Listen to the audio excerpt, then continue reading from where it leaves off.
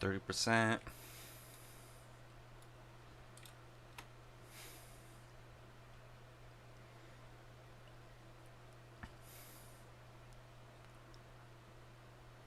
Okay, should be live now, so let me get a link, and then I'll post it up, and we'll call it, let it go, I guess. Get the stream on the run, talk about these last couple chapters. I'm pretty hyped, as I usually am. Definitely this one was a setup for new arcs and new events to show up. I think everything except for what Jujutsu Kaisen is like setting up for a new arc.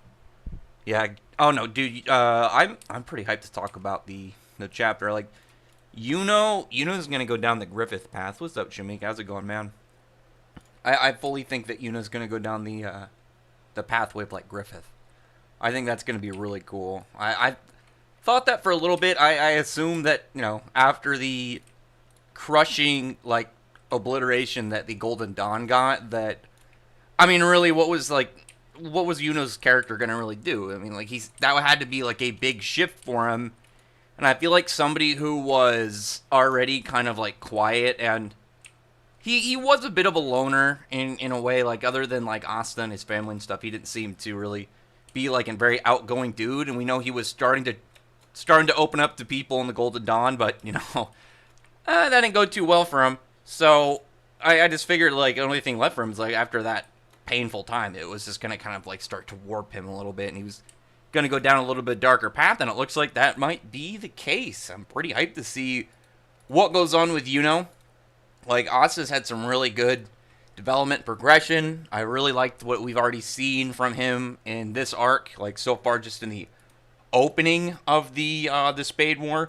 So I imagine, like, Asta, like, with the amount that he got, that Yuno's gonna get his own big step up. And going darker, I think, is really gonna be, it's gonna be really interesting to watch. And especially because, like, people give like a lot of shit because they compare him to, like, obviously the biggest comparison for Black Clover is My Hero, and Bakugo has had way more development, but that's because that's been a big, like, priority for him. Like, Yuno's has gotten bits, but we were only starting to see, like, it really flourish, like, right before the Golden Dawn, got attacked and stuff, like, right before they got assaulted. So I know that's gonna be really hyped to see, like, where things go for him. And I think if he does end up going down a darker path, then people are they're not gonna be all grumpy about him anymore, and it's gonna be like, if you just be patient about it, then he's gonna be I think he's gonna be a really, really good character. I already like him, so if he goes down a pathway that completely just, like, makes him, like, savage. I mean, he's already pretty brutal, like when we saw those guys invade one of the Clover towns. Remember way back, it was right after the Water Temple, where he just straight killed that dude with that sick wind spear. I think it was badass. I want to see that again. But yeah, I'm pretty hyped for that. Like, I think everything except for Jujutsu Kaisen was, like, setting up.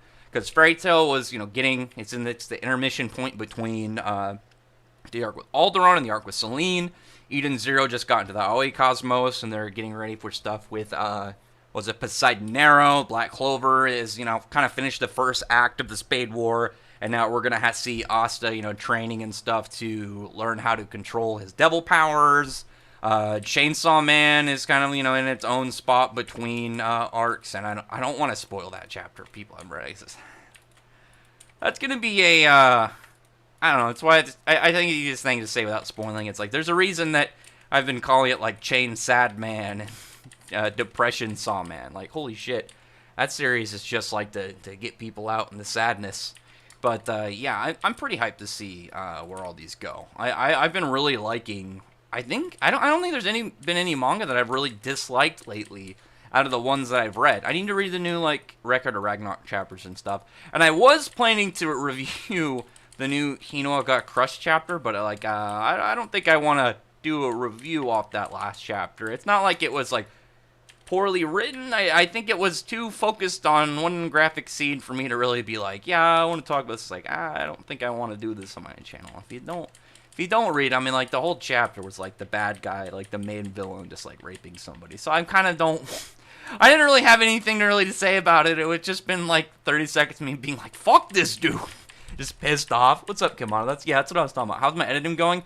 Oh, The video with Jalal and Laxus is gonna take a little bit longer. My power went out recently, so like the file that I had of like, because I was planning a script, so it seems a little bit cleaner and more crisp.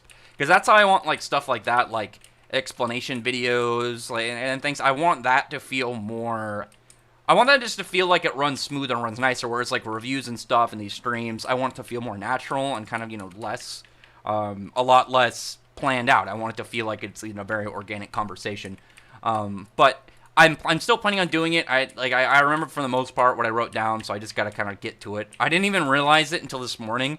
I woke up and like my power went out yesterday, and then it might have been the day before. I don't remember. And then I woke up and then I went to go like, yeah, I'm gonna finish that. Yeah, I'm gonna finish this out. Like I finished a lot. Like I thought of the last things I was gonna write, and then I realized that the document wasn't there. It shouldn't take me long to rewrite out, but it will take me longer to plan to do the video, just because it's gonna be a lot nicer than I planned initially if I can get it right. Like I want to put like some nice clips in there, and obviously I've got a lot more to do when it comes to just like writing out the talking about my points of like why I think this is gonna happen, and these things. This is my evidence. I am gonna do a video on I want to do a video on explaining how Natsu beat Alderaan, because I don't think a lot of people got like the mechanics behind the Alderaan fight as much as I wish they would. Like I've seen some people complain about it, but I don't think they got like the understanding of how Alderaan's powers and everything worked. So I'm gonna do a video on that, and that'll probably be like my first real edited video, just because I think that one will be a lot easier to do. Because like that one will probably only be like just guessing like 6 or 7 minutes, whereas like Jalal versus Laxus is going to be at least twice that. I believe, just thinking about like all the stuff that I had planned out. It might even be longer. It might be like 20 minutes long or something. But yeah, I'm going to get to that. Let me get some of these other comments. F in the chat for Chadwick Boseman. That was surprising. I thought for a second, because like I've seen a lot of like, oh, celebrity died. It's like I see a lot, like I play World of Warcraft. There's like this weird thing in World of Warcraft where like people say Jonah Hill died. And I remember like there was like a time a couple years ago there was like one trying to say that Topher Grace died, and then like I thought, okay, people are kidding, and then I looked it up and I was like, holy shit, like I didn't know he had cancer. That was like really surprising. It was sad, especially like when people were talking about like times he did like Make-A-Wish stuff, and like at the time of that, like because he's had like, I think they said they diagnosed him 4 years ago, and his family, him have been keeping it quiet. But it's like the stuff from Black Panther. I think the movie came out in 2018, didn't it? I think it was 2018, which means like probably like it might have been 2017. Either way, like the Make-A-Wish stuff probably happened the same year, which means it was like while he was there he had cancer, and it's like he kept that a secret while he's like doing stuff with all these sick kids. And I was like, damn, dude, that's like that stuff like that hits way harder. I mean, that was really sad. It was really rough what happened. Anyway, I gotta move past them, because that one does, like, even it's like I'm not like much of a Marvel movie guy. I don't think I've really watched anything outside of Black Panther with Chadwick Boseman, but it's like it doesn't mean it's not sad to me. And then obviously, like I said, like stuff with the Make-A-Wish stuff, that's like that shit hits hard. Very, very depressing. Anyway, let me get to some of this other stuff. Let's move away from the sad stuff. Is Celine going to mind control Jalal? I don't think she's gonna mind control Jalal. I think she's gonna take interest in Jalal. And what I'm really hoping for, I'm really hoping she takes interest in Jalal enough to do some, rocking the boat with Jerza, now that it seems to be, pretty much like, I think it's pretty much going to be canon now. I think that Mishima is going to do stuff with them, kind of like making them be more affectionate. Maybe they'll have like a, hand-holding scene or something. And then, Celine moving in, and I think Celine would take interest in Jalal. I mean, Jalal's a pretty handsome dude. He's got space powers. Like, his magic is based around space. So I feel like Celine would take a heavy, notice of him.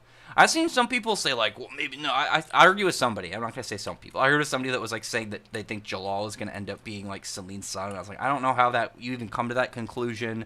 As well as, like, I don't even know how that would work, considering Jalal is human, and Urza has known Jalal a long time. And I don't think it would really fit. I don't know. I don't really see how that would really kind of, like, line up. I don't think Jalal's parents are really important. I don't know. I don't think we ever really need to know about them. But I would like to. I do want to find out like what exactly is going to be with Jalal and Celine, because Celine is definitely going to have a focus on them. I think the moon in the background of the last chapter kind of hinted really strongly towards that, and I want to see at least one of the dragon gods take note of Urza, because obviously Urza is the daughter of Irene, and Irene is pretty much the cause of how Acnologia came to be. Because really, like, in Fairy Tail, the three most important characters are Zareth, Acnologia, and Irene, in terms of, like, the overall story, just because you can't get almost any of the story with Zareth. Zareth connects to almost everything. Same thing with Acnologia, but you need Irene to get to Acnologia, and obviously Irene leads into most of the main cast, with all the Dragon Slayers and whatnot. So, I would really like to see at least one of the dragon gods, like, talk about Urza and the fact that, she's really the daughter of Irene. And Celine, at least so far, because we've seen 4 of the dragon gods. We don't know anything about Viernes yet, but Celine definitely seems like she's going to be, unless it's Viernes, Celine seems like she's going to be the most intelligent. She's got, like, this, high-end gaze, like, looking around and sensing stuff from who knows how far away. And on top of that, she seems to be, like, a tactician, and, like, she's, a schemer and a strategizer. So I can see her knowing about Urza. Like, she's one of those characters that wouldn't surprise me if, like, Irene came out to talk to Wendy if she could see him. Someone kind of like Jacob. Like, I think Jacob could as well. Actually, it'd be really interesting if Jacob showed up and he says something about Irene. Because he should be able to see her. If he can see Mavis and interact with Mavis, I assume that he'd be able to do the same thing with Irene. Just because, he can see and do stuff with things that are unseen. Let me get to some of these other ones. Will you do collab with Iron Nancy? I gotta ask him about that. I've been meaning to set something up with him for a while. I'm trying to get a couple more collabs. I'm doing one with, I'm gonna go on to RTL Faith. I'm trying to remember if it's RTF. I call him Faith. I don't think I ever referred him with the first 3 letters. The only one I know is there's an R. It's obviously the first letter of his YouTube channel. I always forget the second 2 letters. But I'm gonna go into his. Was it Anime Kickback? He wants to do one on main characters, and I'm gonna go on there and make sure there's no Natsu slander. So I'll link that on the Twitter, and then hopefully if anybody that wants to go watch, and hopefully in the chat as well, if there's any Natsu slander, then you guys jump in there and help me out. I want to see Irene again. I'm hoping that we get some Irene in the next arc too. I really like Irene. I've always liked Irene, and I'm hoping we can see more of her. Spike's family, pretty funny. I've read a couple chapters. I'm reading Kaiji number 8, and then I want to read that Yoku, I don't know what it's called. It's that, like, Yakuza, like, Special Ops, whatever series that the main character, like, marries into, like, some weird family. And I wasn't that interested at first, just because I was like, it seemed like it was just going to be one of those more gag comedy series, but, like, apparently, like, from what I've seen, like, characters have powers, and it's kind of becoming also, like, a battle shonen, which is interesting, just because that's completely different from what I thought it was going to be. It reminds me a lot of Hitman Reborn, because the beginning of Hitman Reborn was more of a gag series, and then it, like, what was it around? What was the guy's name? What's the bad dude's name? The illusion guy. I'm trying to remember, but he. Oh my god, this is gonna bother the shit out of me. I mean, it's not gonna bother me that much because I was never. I'm not a huge fan of the series. I liked it, but you know who I'm talking about? He was the illusion guy. He, like, lived in that one girl's body. He was one of the bad guys who kind of was like a good guy. He was kind of like an anti-hero that was both aligned with the main character and against him. But it kind of reminds me of that, because like the first 40, I remember watching the anime first before I read the manga. Like, I read a little bit, or I watched a little bit of the anime, and then I said, I'm just gonna read the manga. And then I think it was around. It was either chapter or episode 40 when, like, Suna got the gloves, and then he, it became more of a battle series, and then you had, like, Zanzi's show up and his crew. But, like, it reminds me of that, because that seemed more like a gag series at the start, and then I think it really picked up. I'm going, sorry, I got a new phone. Oh, that's fine. I need to get a new phone soon, actually. I think I get an upgrade in Christmas. I gotta get it, more intelligently, because last time I got a new phone, I got it on, like, after, because, like, I got my own. I used to be on, like, my parents' phone plan, and then it was like 2000. I don't remember if it was 2016. I think it was 2016. that I got my own phone line. It was either 2016 or 2014, but I ended up I ended up getting my own phone line, and it's like every 2 years you get the upgrade, and I got it like when I started the phone plan, it was right after Christmas, and so it was like on the way back, like 2 years ago, it was like right after I went to visit family, and I was like, I'm gonna get my new phone before I go home, and then I'm an idiot because like it didn't have anything saved in it, and so I had left to go on like it's like a 6 or 7 hour drive, and like I got my new phone, and I was going to head back, and I was like 20 minutes into it, and like I realized I didn't have like anything on this new phone that I was gonna need, like Google Maps and like anything saved, like music and stuff, any podcasts or whatever, and I was like, well, shit. Well, I guess I gotta figure something out, and I kind of just like rigged up what I needed like really fast, and then like picked some really long YouTube video. I don't remember what it was. I think it was like some tabletop game or something, and then like, listened to that on the way home. But I gotta think more intelligently so I don't screw myself over like last time. So Rex, what do you think of the army and Gia answer to Fairy Tale the Wizards answer the king? So do you think there's an emperor of your group? Oh, I think theirs isn't going to be king based. I think they're going to be more of like a president or something. It's got to be more structured around like a government setting, because the way that obviously that Fairy Tale was in Fiore, like magic and stuff, they're gonna have, they have a king, and it was way more based around like this fantasy style like setup. But with the Interstellar Federation, I forget what their exact title is every single freaking time. I don't know what it is, but I don't know what it is that makes me forget. But like they're obviously gonna have more of a structure, like I said, more government themed. I'm kind of hoping they don't have a king. I think it'd be more interesting to kind of like focus more on like a military style, because like Fairy Tail has, like I said, it has like its own military in Fiore, and now we've seen a little bit over in Giltina. But like the like Magic Council, sorry, I had something stuck in my throat. Magic Council and like and then the kind of like more military style aspects of Fairy Tail was never really. It was never a focus. Like it would never became like a real big factor. The closest one was Hisui and stuff in the Grand Magic games, but it's not like they were ever like big players in the series. I think it'd be cooler to kind of like do more, like I said, like have more of a military thing, and then make their military more, more of their own faction, because like I said, they were never really a thing in Fairy Tail. Like Rave Master doesn't have much of it, and I think it'd be cool like if you have multiple groups like that, and you have like the Erasion Sace Galactica, and now you have the Erasion Sace Interstellar, and to see like how exactly those tie in, because I think that with the Erasion Sace Interstellar, like they're gonna have to be more important, because like Fairy Tail had the Wizard Saints, but the Wizard Saints never really got much of love from Mishima unless their name was Jalal. So these guys, I'm hoping will get more focused. I'm hoping these guys will be more focused, because like we don't know how long Eden Zero is gonna be. But honestly, like, with the Erasion Sace Galactica and the Erasion Sace Interstellar, like, if they all have, like, arcs, like, for the most part, like, if you have one or two maybe sharing arcs, but if you have them kind of, like, doing the same style as Drac and Joe, like, you can just have them be the main enemies, like, the main antagonists of the series, and then each of them have their own smaller crew, and then, bam, you just run these characters for the show. And then you don't need to really kind of like think of much more of like other big shots, because you already have them. And as well as Ziggy out in the universe, like you have the end villain. Like Mishima, like from right now, he could use these characters and just kind of spread them out and not have to make any more big people. And so these guys will all hold like good value in their first appearances, because you look back and like, oh yeah, this is when this guy first happened, and 200 chapters later, now we're actually going to get to see someone like Jaguar be like the main focus. Can I stream more often? Usually I stream every week. Lately I've been taking it a little bit easier. I've been a little bit busy, but I've also, like I said, I've been trying to get good at editing.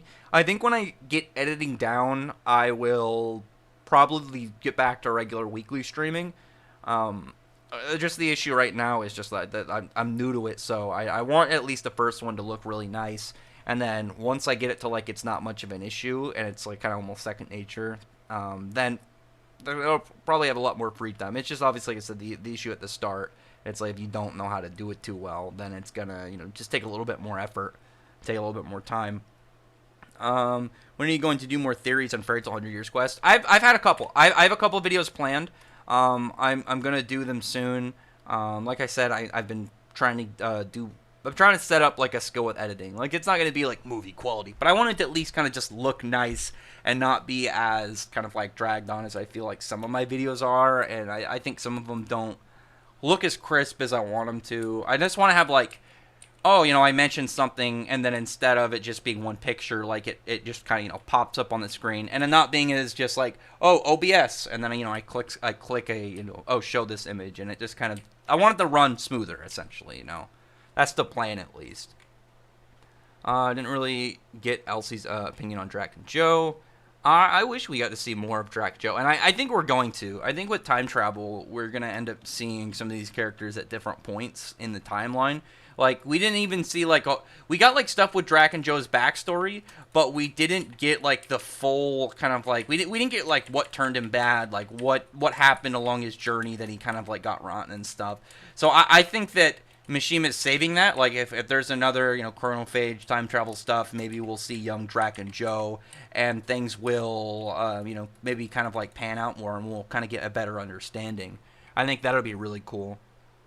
What's up, King Sinbad? How's it going, man? We haven't even seen Anna Hartfilia. Wait, what? We've seen Anna. We saw Anna back in... Oh, you mean like we haven't seen Anna again? I mean, we don't really need to see her again.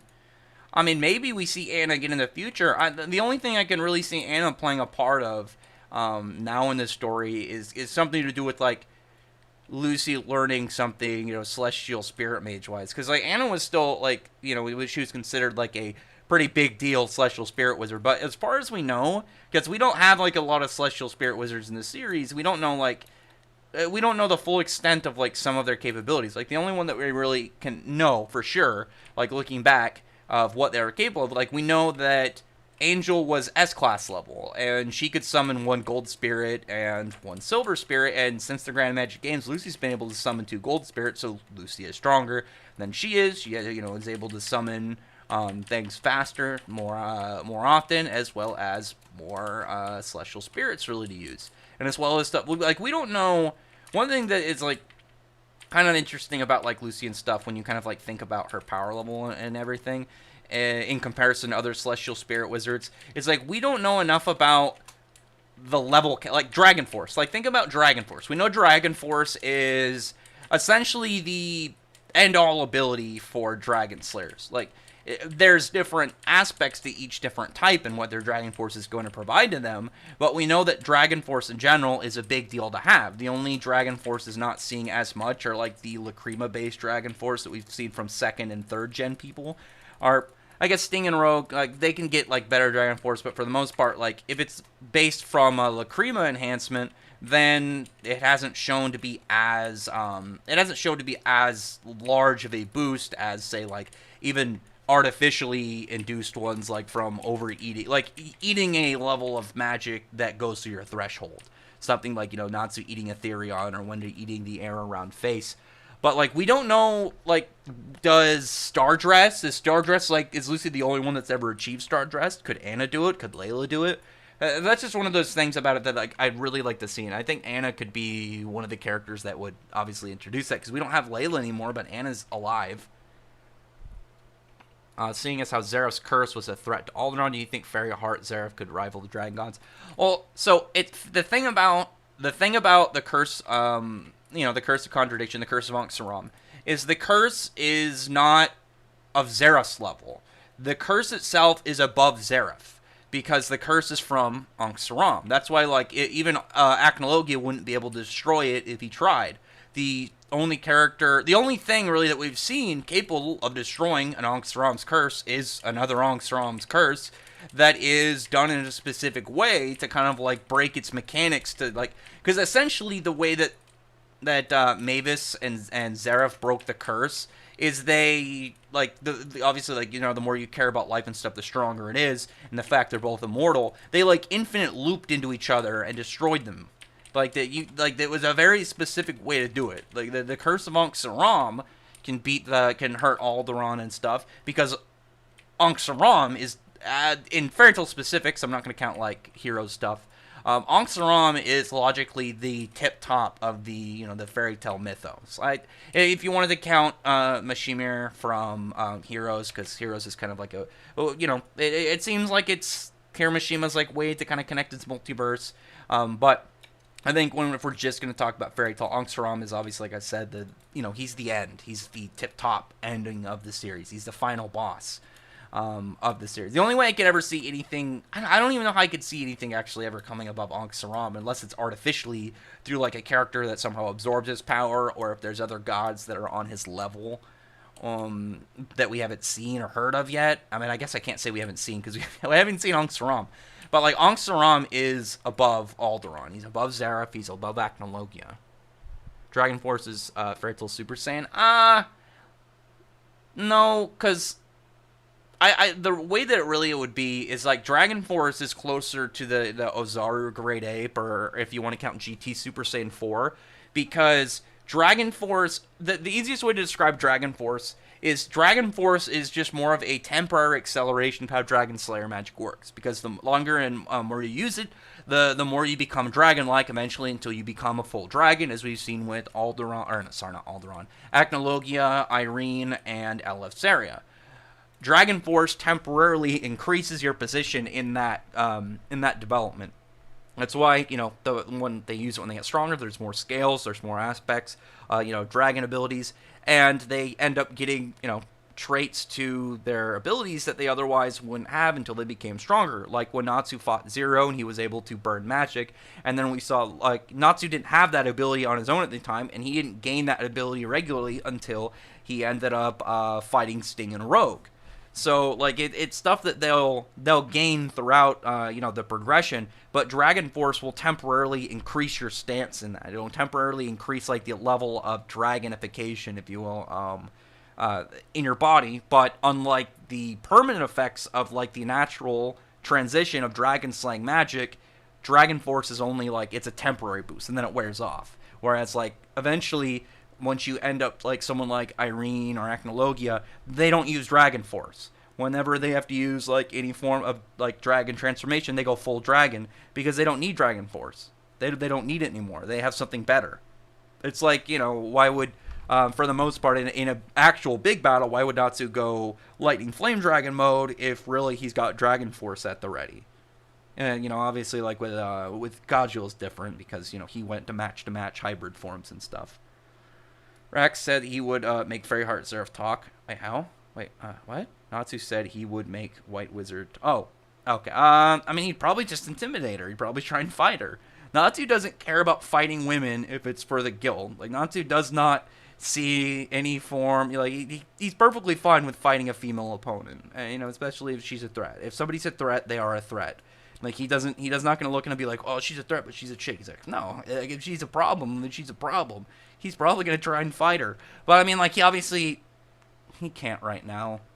Like, though I think in terms of raw abilities, like, raw power, could Natsu, fight her? Sure. Like, with Dragon Force, like, he could probably, contend with her.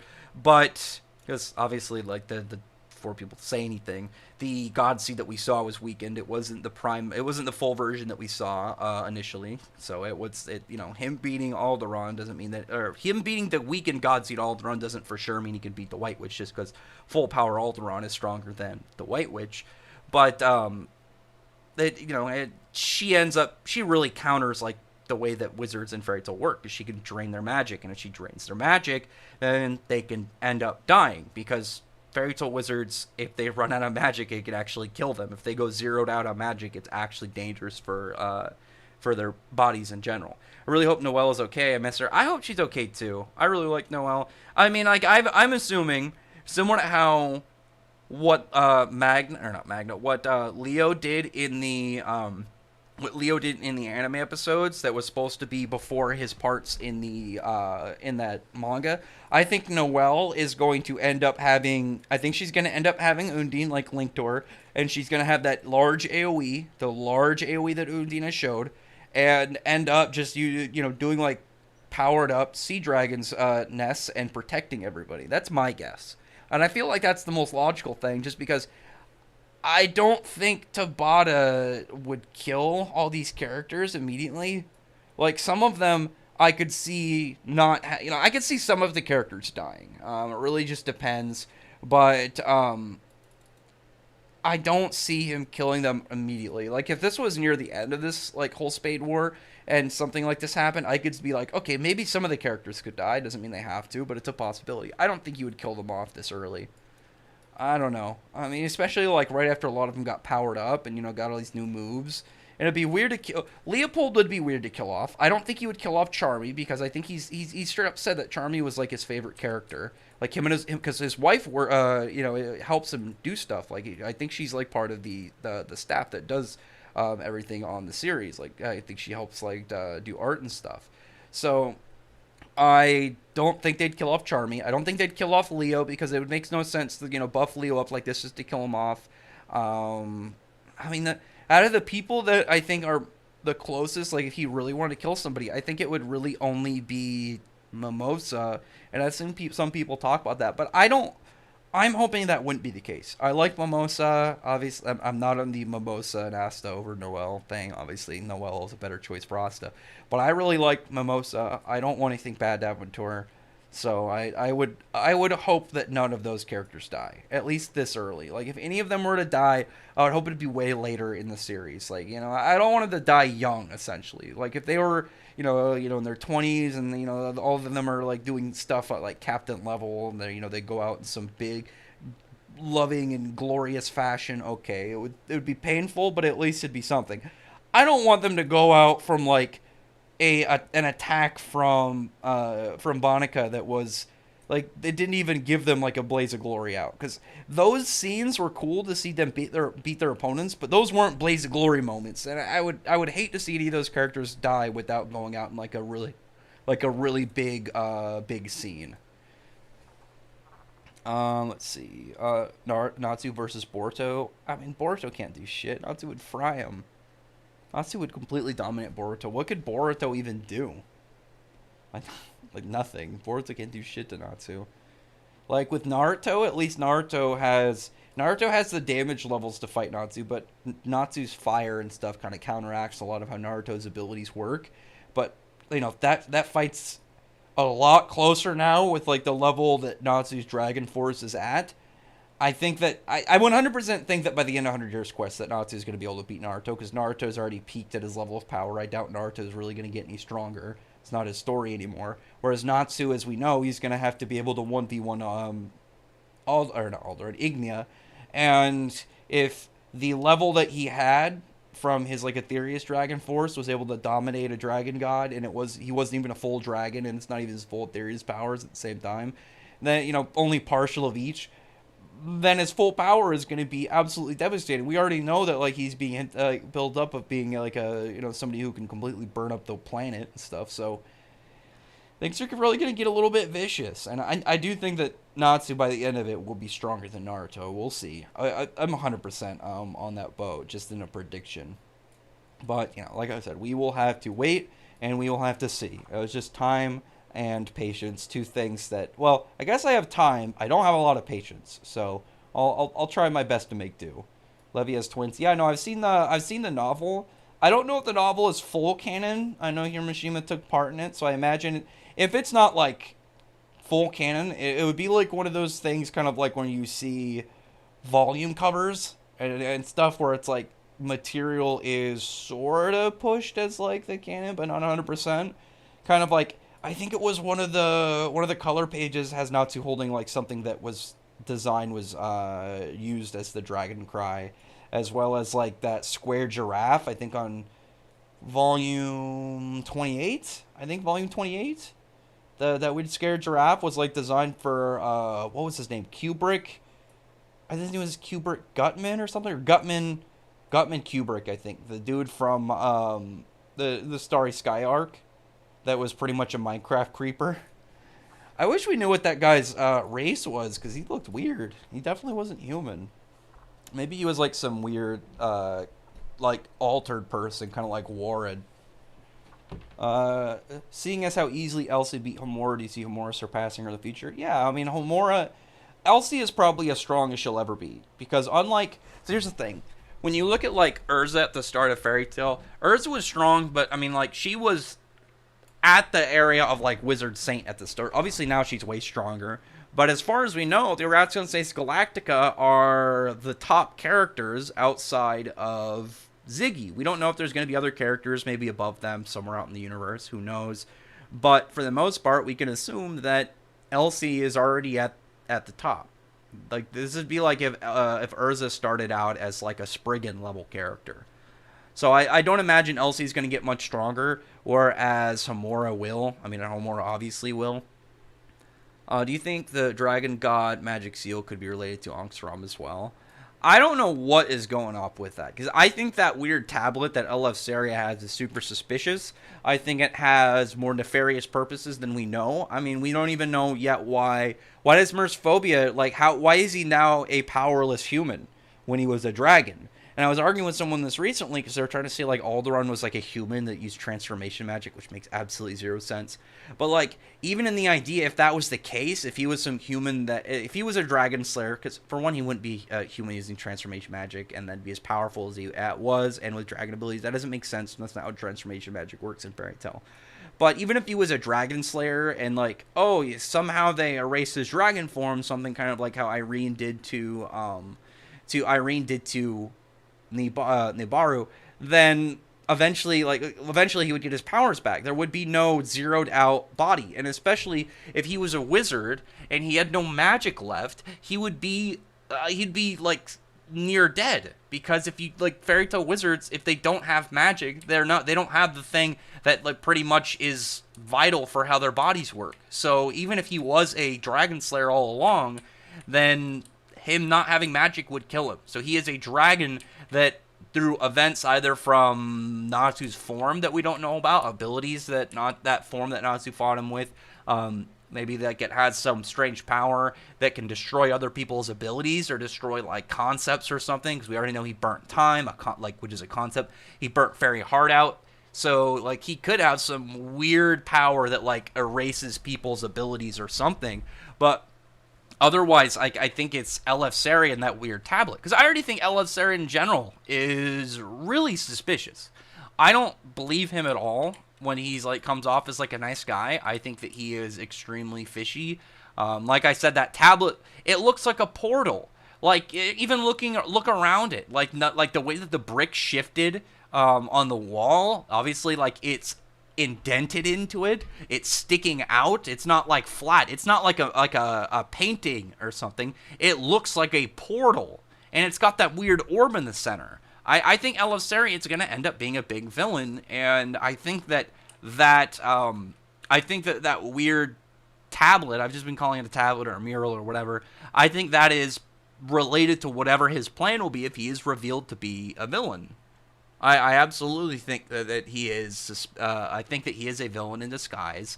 I think it lines up with my idea that by the end of this, there's going to be 7 dragon gods, at least in total. And it's going to either be... I think Eleftheria is either going to be one of them, and he's got some nefarious plan that will make him that powerful, or he summons a character that ends up being a dragon god. And it could be Acnologia revived, like that portal could be like a portal to the realm of the dead or something, which would be really cool, because we don't know a whole lot about Fairy Tail's afterlife. The only thing right now we know is kind of like beta heaven and stuff, but I think it'd be really cool if like after the beta heaven introduction, if what Eleftheria is doing has something to do with the afterlife. I think that'd be really cool. Let's see. Would I do a collab with Seth or Chuck? I don't know who Chuck is. I've only watched a couple of Seth the Programmer's videos, if I'm assuming that's who you're talking about. I don't think we'd get along. I think his calculations are very inaccurate. I remember seeing him do, like, faster than light, country level All Might, and I was like, shit, touching my temples, and being like, dude, what did he, like, one of the things that was, like, he was talking about, oh my god, how am I forgetting people's names? Mirio. Like, he was talking about his power, and he's like, oh, because his power is, it's like phasing. He's essentially like Kitty from X-Men. He becomes intangible and stuff. But he was talking about it, like, he was talking about quantum tunneling, and he's like, completely under the assumption that it was like some weird scientific like altering power to say like, oh, that means that he's faster than light and stuff. And I'm like, dude, where are you getting this? Because, like, when I say stuff, it's like, oh, I say, like, oh, because dragon elements are superior to their natural counterparts, that would mean stuff like dragon light it should in all ways be similar to natural light. So then Sting's attacks should be at least light speed to faster than light. And I do generally think that. But that would be like if I tried to, like, work up some weird thing of, like if I said the same thing, if a character who could phase through walls is like, like quantum tunneling instead of like, oh, their power is probably to phase through matter or something, I'd be like, dude, come on. I don't know if I could do a video with that guy. I don't know. I don't think we'd get along. I would argue with him, and it'd be headache worthy. It'd be like when I did those debates and people were talking about like multiversal Black Clover and stuff, and like saying how like a statement from Finral means that. A statement from Finral means that Lick's or Patri's magic is infinite, which was I don't want to get back into that. That was annoying. Sorry, Sosa, but it is what it is. Since Ziggy didn't want to fight Elsie in his present state, do you think that some of the other wrestlers in his collective could Ziggy a fight as well? I mean, at that time, sure. I mean, we don't know the hierarchy, like the level. Like, do we know are all the wrestlers in Galactica the same level? I think Elsie was the strongest, I would assume, but we don't know if there's like a level of hierarchy with them. Like maybe Elsie's generally stronger, but Draken Joe's power is just more flexible, and that was like more his thing. Whereas maybe Poseidon Arrow is going to be like instead, oh, his big thing is the size of his army and like maybe like the AOE of his attacks or whatever. And it would really just depend on like what the difference between each of the Rats and States Galactica ends up being. Can Natsu hold his own against Naruto and Ichigo? Yes, absolutely. The thing, like, a couple. Just let me say this. You've asked this like 30 million times, but I will just say this. Like I said, Natsu and Naruto, like Natsu can keep up with Naruto. Naruto's thing over him right now is the fact that Naruto has like a higher just straight raw damage output, but Natsu's fire can counter most of Naruto's abilities. So I think their fight would be pretty close, especially at Natsu after he got his new level of Dragon Force. But I think that Naruto could come a little closer now just because he does have, he's got more large-scale AoE attacks, which could be dangerous for Natsu. But I in that kind of like back and forth of like, oh, well, maybe, this one or this one, I didn't think at the end of it Natsu is going to be for sure stronger after like seeing what after seeing like the level that his Dragon God kind of like position is going to end up being. Just from my estimation. It doesn't mean I don't know for a fact. It's just from what I've seen and what I can estimate and kind of like give my 2 cents on the matter. Yeah, what's up, Guillotine? How's it going, man? God's seen Alderaan versus Akainu. Holy shit, Alderaan's gonna body him. Alderaan with just like normal energy attacks should absolutely destroy him. The thing about One Piece intangibility, like there's this like, for one, like elemental intangibility isn't true intangibility. That's why it's elemental intangibility. Something like Obito had full intangibility. He could pretty much become, he actually no, like the way that his power worked, he would kind of like exist in another dimension, like in his little pocket dimension. So he wasn't physically there. Whereas elemental intangibility, it's like you are there, but you're not a physical being, in the same sense as like, oh, I'm made of flesh. It's like, no, you're made of an element. You're made of energy. But obviously Obito's, it's like, no, you don't exist really in this dimension. But One Piece intangibility, like the thing about them is the fact that they the fact that it's still there, but they can get hurt by other elemental attacks. Just depends on the element, as we've seen from Akainu killing Ace, or I'm trying to think of just straight other elemental advantages. Or I guess it's not the same. Well, it's sort of the same thing. Sort of. Like Enel, who's made of lightning, being able to be hit by Luffy because rubber can, rubber doesn't... What is it? Is it rubber isn't affected by electricity, doesn't conduct electricity? But, you know what I mean? Like, but like a raw energy attack should hit him. It should do damage. I don't imagine why it wouldn't. But on top of that, he's magic, and as well as on top of that, actually. But, yeah, he's going to defeat him. He's way more powerful in general as well. Like, Fairy Tail power levels are so much higher up than, they're so much higher up than One Piece power levels. It's ridiculous. Like you can like whichever series you want more. I'm fine with that, but you can't deny like power level gaps. Like One Piece's power levels and hacks are nowhere near Fairy Tail's. Like One Piece hasn't gotten like a real big upgrade in a long time, and the series in general is actually pretty weak when it comes to like hacks abilities. I mean that's just facts. I don't think anybody's really gonna argue that actually has read or watched both series. Like Fairy Tail's hacks is absurdly above what One Piece's hacks can. It's like One Piece's best hacks is what, Law? I think it's Law. But like there's characters in Fairy Tail that can withstand spatial cutting attacks. Whereas like even if you went to something like Memento Mori, like Kaido, if you put Margear versus Kaido in terms of raw physical strength and stuff is stronger than Margear, but Margear with Memento Mori can kill anybody in One Piece because there's not a character in One Piece that could withstand that, and there's not a single character in One Piece that's something as crazy as conceptual erasure.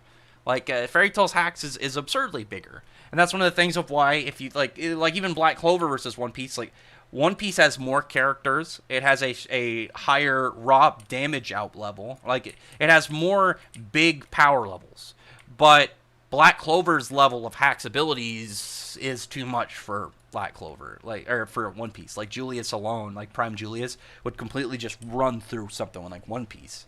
He would just run around and turn people into dust. It would be super quick. Let's see. If the novel is canon, that makes Asuka and Romeo get together. That'd be nice. I don't know if I don't know if the novel is canon because I don't know what it would really fit. But I mean, I'm not against it being canon, but I imagine it's going to be one of those things where it's like it's not canon, but like the material of it, like the twins and stuff, will be used for. It's like with Mishima drawing out like a bunch of the characters' kids at a convention. It doesn't mean it's canon, but he's probably going to take those designs and then use it when he eventually does have any of these characters end up having children. Let's see. Also, Suki be older. Yeah, no. Kano beats Godseed Alderaan due to Logia and lava melting, thinking of arms. No. No.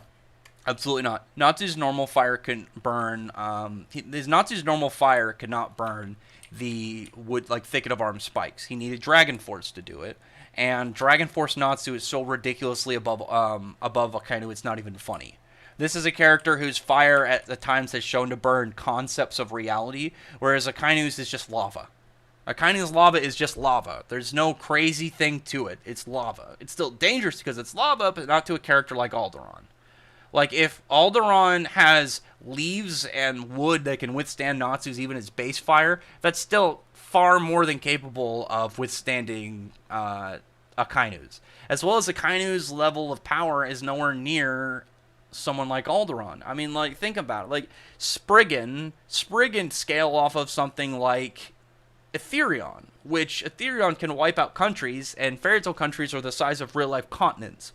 And those are fodder to someone like Alderaan. Nothing to someone like Alderaan. Even the Godseed Alderaan, just in his normal state, should have absolutely zero problem one-shotting the hell out of someone like Wall. It's not even close.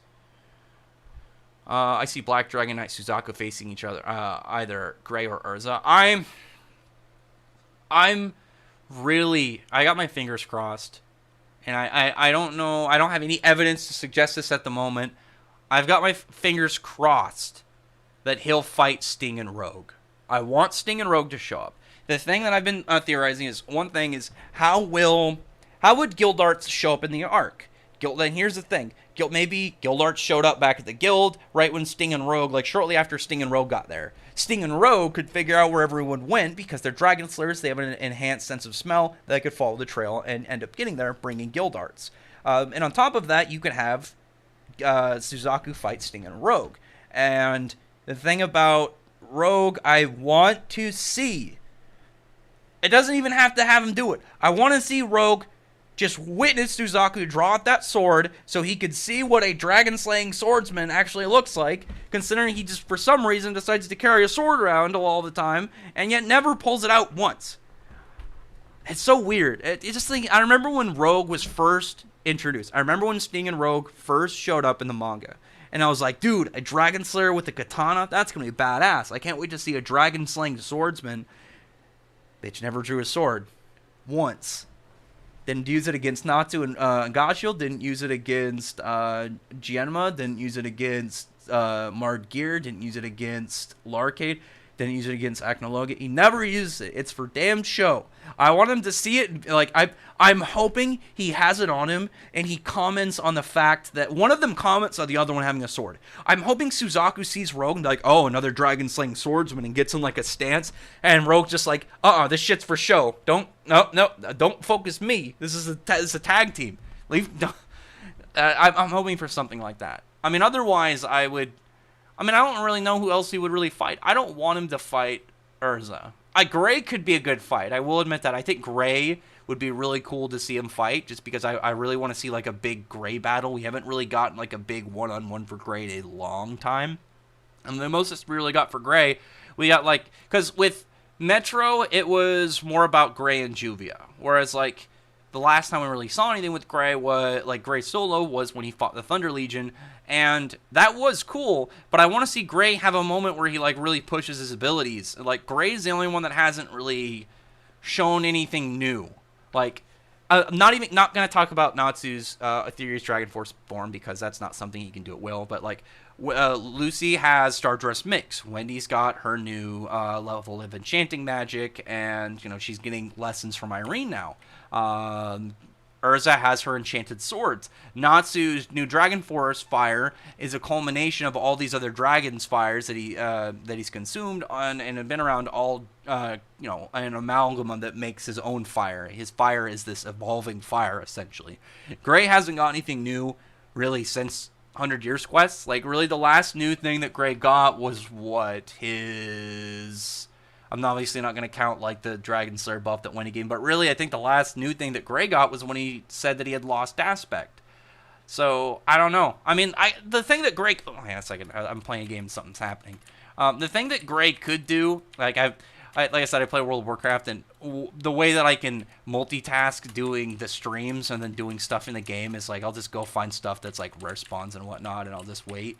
And one of the things I was looking for just spawned. So yeah, one of the things that Gray could do where his where he could get like an increase is he adapted and copied the ice that he copied the ice that Invul had, and Invul's ice, his true ice, Kamui, essentially will void durability because it just will freeze everything that it touches, and even somebody that has a strong resistance to the cold like Gray, because he already had a cold resistance when he became an ice make mage, but also being a slayer, he essentially he's borderline immune to that element with a few exceptions.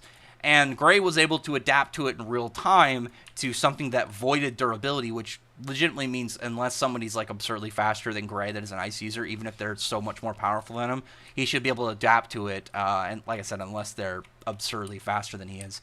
But if Gray ends up getting that ice and utilizing that into like a weapon, like if he integrated that into his swords, or I'm hoping his arrows. I've always really liked the idea of more of Gray as an archer. I mean, he's more of a weapons master, but I wish he would focus more on archery, just because Urza's primarily a sword user, so I think Gray as primarily an archer, especially when a majority of his attacks are ranged, I think would be cooler. But if he had Kamui arrows, like imagine him sniping somebody from a mile away with an ice arrow that voids durability. That's going to completely destroy him.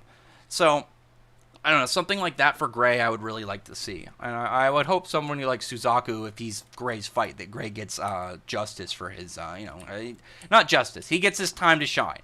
Because Gray, like I said, hasn't really gotten like a big fight since, in like a straight fair fight. I'm trying to remember, when was the last time Gray got like a really good fight? I think, Mardgear? Because like, he fought, like his fight with wasn't like the Historia wasn't really much of like it was more of a short kind of brawl. With Invul, he bodied the shit out of him. I guess Natsu, like when he fought Natsu, that was a pretty good fight. I still like that even if it was only like 2 chapters. I'm hoping they fight again one day. Maybe it doesn't have to be as serious, but just like them pushing each other to kind of just become more powerful. I think it'd be really cool, just like a training style. Because I guess them fighting and fighting each other to train would almost look like a full battle. The only difference would be like the lack of bloodlust. But yeah, I would like to see that with Gray. What do you think is going to happen with the White Mage? I think she's going to stay a member of Fairy Tail. I 100% think she's going to stay a member. She's still got the guild mark. I think that she could make a valuable member of the guild. And I've mentioned before, I would like to see her part of the adventure. I think it'd be really cool because you'd have a character who's a villain, and like if she's like, oh, I'll team up with you guys until I get my revenge on Celine, and then you could have parts where like maybe like imagine they're going to interrogate a character, and it's like the fairy tale style interrogation. They're going to be a bit rough on the guy, but it's not like they're going to kill him. Whereas the White Witch's style would probably be to torture them by like ripping magic out of their body. And I think it'd be really cool to see her do that, because obviously on top of that, she is still that's not even technically, she is still a member of the guild. She was officially made a member of the guild. She still has the guild mark. Unless they kick her out, she is a member. And she is currently the strongest member of the guild. She's actually the strongest member of the guild that there's ever been. The only exceptions being, Natsu with, like, specific power-ups. But in terms of, like, just straight their own abilities, she is the most powerful person in the guild. Like, she is absurdly strong. And so, like, I don't know, I think she'd be a really cool addition. And I would like to see what Mishima would do with her. I mean, the only other thing I could kind of see happening to her by the end of the story is I could see her dying, and I could see her maybe going the ways of Eclair and, dying in a sacrifice near the end, or, doing something to aid everybody else. I don't know. I mean, I don't know for sure. I just have my estimations and guesses. Do you think Justice will be on par with Elsie, or should be way stronger than him? I think he'll be on par. I mean, I assume that the Erasion States Galactica and the Erasion States Interstellar are on par with each other. I think the Erasion States Interstellar are just harder to deal with just because of their level of influence. Like, Draken Joe's connections and his, like, knowledge and stuff obviously makes him extremely dangerous. Elsie has an enormous fleet, and clearly she is very powerful. And Poseidon Arrow, as we know, like, he controls an entire cosmos. He has an entire sector of space that he has under his command. I'm actually curious, like, if we're gonna see like some of these planets and stuff and like up going until then. Like, what if like we have like a short kind of like arc, kind of like with Jamilov, and we see oh, this guy is a lieutenant in Poseidon Arrow's his legion. And so it's like, oh, characters like this work for that guy, so oh, that'll be really powerful. Something like that. But instead of it being like, oh yes, someone like Jamilov, it's like, oh yeah, this guy is he's in a evil military kind of like setup. I don't know. You think Elisir will be the final villain of 100 Years Quest? I think Elisir will be involved in the final villain of 100 Years Quest. I think I'm like I said, I'm suspicious of him. I don't think he's a good guy. I think that he's going to end up being a villain. I don't think Diablos is actually evil. I think they're antagonists, but I think because so far Diablos hasn't come off as evil because they haven't done something like go after civilians. They haven't done anything that would like be a side of like a straight evil person. And the dragon gods from their perspective are bad because for the most part they would. The only one so far we've seen the exception is Mercephobia, who is a reformed dragon, but at one point he was bad. So if they don't know he's reformed, they're going to go after him. They're all still potential threats. And them going against the Fairy Tail Guild and stuff, as far as they know, these guys are getting in the way of them going after these bad dragons, so they're going to assume they're bad as well. We don't know for sure. Maybe they are going to end up being evil, but as of right now, they are antagonists. I think they're going to end up being allies at some point, and I think that they're going to end up helping and, making a duo. I think that'd be really cool if we have a part where, like, Diablo, like, imagine there's a part where, like, Fairy Tail and Diablos members are, like, fighting, and then we see, like, them have to be, like, hey, temporary truce, and, like, has to go against Celine or something, or, like, maybe somebody that works for Celine, some, like, dragon that she kept alive. So I assume that at least one of them really is going to have a couple dragons they brought with them. I think Celine. It'll either be Celine or Viernez is my guess. Just because I think Viernez and the fact that his extra secret might be, I think with the extra secret that he's kind of providing, that maybe he'll have other dragons, like, hidden away within his land. So, something like that would be really cool. Like, imagine, like, Natsu and Skollion, like, in a battle, and then they're like, all right, temporary truce. Then they're, tag team fighting somebody. That'd be badass. I really like Skollion, so I would hope to see that. And I'm really hoping that members of Diablos end up joining the guild. I mean, right now, the obviously most potential ones, Nibaru right now, and then I think in the end, Kyria. I so far also on top of that, I think out of Lax's ships, I think Kyria is my favorite out of them. So I'm hoping for that one to come true. Do you think anyone in Black Clover? Wait, do you think anyone in Black Clover is planetary? I mean, not right now. I mean, maybe eventually. I mean, there's nothing really to go off that at the moment, but definitely not right now as of like feats and stuff. Do you think the Moondragon God will have a connection with Lucy? I would rather there be some kind of like I don't want there to be a connection with Lucy. I would rather there be some kind of connection to Mavis because I'm really hoping that Mavis created fairy glitter in like knowledge of like maybe she met Celine or something, or maybe Celine invented it, and similar to how Mavis created fairy law from she pretty much or I get fairy law is pretty much just like her own version of law, with fairy put in front of it. So I would hope that maybe fairy glitter is something that came from Moondragon like Celine, and she rebranded it into her own style, because the way that fairy glitter works is essentially the same way that we've seen Moondragon powers work, absorbing power from the sun, moon, and stars into their own abilities. Next Hunter's Quest chapter might be an interrogation. The White Mage, mentioned. I think it's gonna be like an information chapter.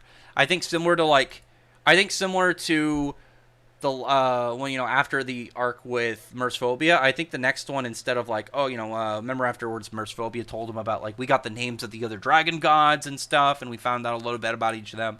I think instead it's gonna be we find out information from the White Witch, and maybe we kind of just, maybe find out more information from her about Celine and when she met Celine. I think it'll either be like a information kind of, dump, and we'll get like just a ton of stuff, sit down, get stuff, just get everything kind of like, oh yeah, exposition, information, give it to us, get us all prepped up and ready for this next arc. And I think the chapter after that one is when we'll start Celine's arc. I think we'll end up, arriving at her place, at the Black Moon Mountain, and get everything ready for what's to come with, with her crazy adventure. I gotta do my schoolwork, so gotta go. Well, I hope you do your best on your schoolwork, man. Nashi is greater than Kazuya and Boruto. I mean, she's definitely more interesting looking. I mean, obviously, Boruto's got a good character arc. I'm not a fan of Boruto's powers, though. The thing is, that's something I will say. And I mentioned before, I do think a main character's abilities are important just because, it's the main character. You're going to see him all the time. I want them to have cool abilities. I've never been a huge fan. I mean, like, what does Boruto even really have for, like, a moveset? I mean, like, Naruto, at least early on, he had tons of shadow clones, and then he got the Rasengan, and then he got Sage Mode and stuff. I don't know. I think a main character should have a really cool power. That's just always how I've thought about it. I just don't really care for Boruto's thing. I mean, like, obviously with Kazuya, it would be whatever his Zanpakuto does, but we don't know it. We don't know if we ever will. But I don't know. His is a little bit hard to use. I mean, I guess Nachi's pretty hard to use because considering she's not canon at the moment, and she's mostly just from a convention drawing. Could Natsuita Madarasu? Absolutely. Absolutely could. Thousand War Blood War Ichigo versus Alderaan. Like, Alderaan in his entirety. Ichigo would get overrun by hacks. Think about this. Ichigo is strong, but Ichigo doesn't have really much for hacks abilities. And him running into somebody that attacks is dangerous for him. I mean, look at when he tried to fight Asuka. Asuka just poisoned him up and Ichigo dropped. Could Ichigo beat him in a straight one-on-one if it wasn't for the crazy poison axe? Yeah, Ichigo had a higher straight level of, like, I think Ichigo in general would be faster. I think he has a higher level of durability and damage output. But he has no counter to the hacks. I mean, what is he really going to do if when Gears, puts the shit on him and then he slowly loses, like, all his abilities and senses of time and shit? He would die.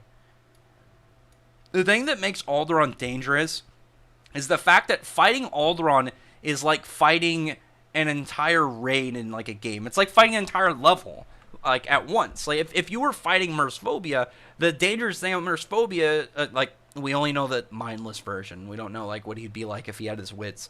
But, like, he's got this giant... he's literally got the ocean above him. He's got an ocean above him condensed into, like, this giant saucer of water. And so everywhere below him, everywhere below this amount of water, he's going to be shooting these pressurized beams that are going to be shooting you at high speed. And, it's just a horrendously terrifying zone to enter. The thing about Alderaan is not only is Alderaan's, original form dangerous as hell, considering it's huge, and his shouts can create giant shockwaves that rip mountains apart and clear out the sky for hundreds of miles and stuff. Thousands of miles, really, considering Alderaan himself is more than 100 miles long.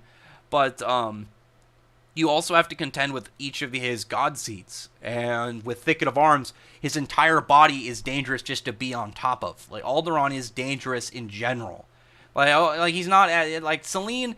I think Selene is going to be way more tricky. I assume that each of the Dragon Gods is going to be stronger and more dangerous than the last one. Maybe not entirely just straight stronger, but it's going to be a harder fight. The thing about Alderaan, obviously, is like his power was stockpiled. Like, he didn't get stronger over time from training and becoming more powerful. He was absorbing and allocating power, and because of the God Seeds became a product of that, destroying them temporarily made him weaker, and so, like, opened up that time window for them to defeat him. But, like, if you didn't have that mass amount of people on all these different fronts, then, like, trying to fight all the God Seeds at once, it would be super hard. It'd be absurdly hard. Because, like, Metro is the easiest one. Well, because Metro is the easiest one to defeat. Wolfen is situational. Wolfen entirely depends on the character, and you could get somebody like shitty, like as we saw, like when at a point where Natsu caused Wolfen to create a happy copy, and like what would that really do if, like, say it made somebody like Khan, or it would depend on Ichigo. Like, Ichigo, it might make his mom or his dad or whatever. I don't know, but Metro otherwise is the easiest one to defeat because Metros are just a large amount of big lumbering, heavy hitters that are really durable. But Gears in Doom, like Doom in general, Doom is super dangerous. Doom is, if you have a way to, obviously, like, if you have ways to kind of, get rid of the spores before they touch you, then yeah, like, you could get to him and defeat him. But if those spores get you, you're pretty much done. And Metro, like, if he puts those gears on you, if Gears ends up getting that debuff on you, you're in a dangerous position. Unless you can straight up be like Jalal and put that like debuff onto a copy and some form of decoy, then you're fucked. Yeah, or obviously if you manage to somehow if you have some way to dispel it or something. Let's see. Do you think Laxus will be stronger than Gildarts eventually? I don't think so. Like, Natsu, I do, but like, there's always a possibility. I don't think there's a reason for for Laxus to become stronger than Gildarts, and there's nothing that I think would really require that of him. Where obviously, like, Natsu with Dragon Force is definitely stronger than Gildarts, but Natsu, I think Natsu all around will be way above Gildarts by the end of 100 Years Quest. Whereas I don't know what reason Laxus would really have to, become much more powerful than he is, because we know that he became more powerful over the time skip, but, like, I imagine so did Gildarts, and I don't really see a reason for, like I said, I don't really see a reason why Laxus would really, in the story, need to become above Gildarts, but it could definitely happen. It could absolutely happen. Let's see, Rex, how do you feel about Noelle possibly getting Undine? I like it. I've mentioned this a lot of times. I think it'd be I think it'd be cool for her character to, get some big AoE boost. I think it'd be really neat to see. The thing about it is, like, I know, like, some people were like, oh, that's Yunoslang. Yunoslang is, though, he's also got a 4-leaf Clover Grimoire. He's also got elf stuff in his body, and who knows what the spade things are that he's going to end up obtaining are going to be. Like, he's got his own things. Like, I think Noelle getting Undine is good. Because the thing about Noelle that I think in the long run, I don't think she's going to become arcane. I don't think she's going to get somehow get a 4-leaf or get some crazy new evolved grimoire. I think that she, with the level of magic we know that she has, because, like, Tabat himself says that her level of sheer magic quantity potentially could rival her mother's or Julius's in terms of, like, amount of magic she has in her body and she's able to utilize. So if her thing is mass magic, and then with Undine she gets mass AoE, that'd be perfect for her. I think that would be the best way to work for it. Because then she could have, like, her normal attacks, and then, her Hail Mary, instead of it being Sea Dragon's Roar, it could be, like, an enormous Sea Dragon's Roar of, like, imagine if she had something kind of like that water bubble that Lolo made, but multiple Sea Dragons all come out, and she makes instead it's like a Hydra, this massive water dragon. It's got like 20 heads, and it's all just wrapping around an opponent, and it's just completely all these different currents of water are like tearing against them, and it would be cool to see against someone like Like Vonica, maybe that'll be somehow she beats Vonica, and like the level of torrent of water is just completely zipping the blood away, and then like her attacks can't even solidify or do anything. Something like that would be, I think, would be perfect.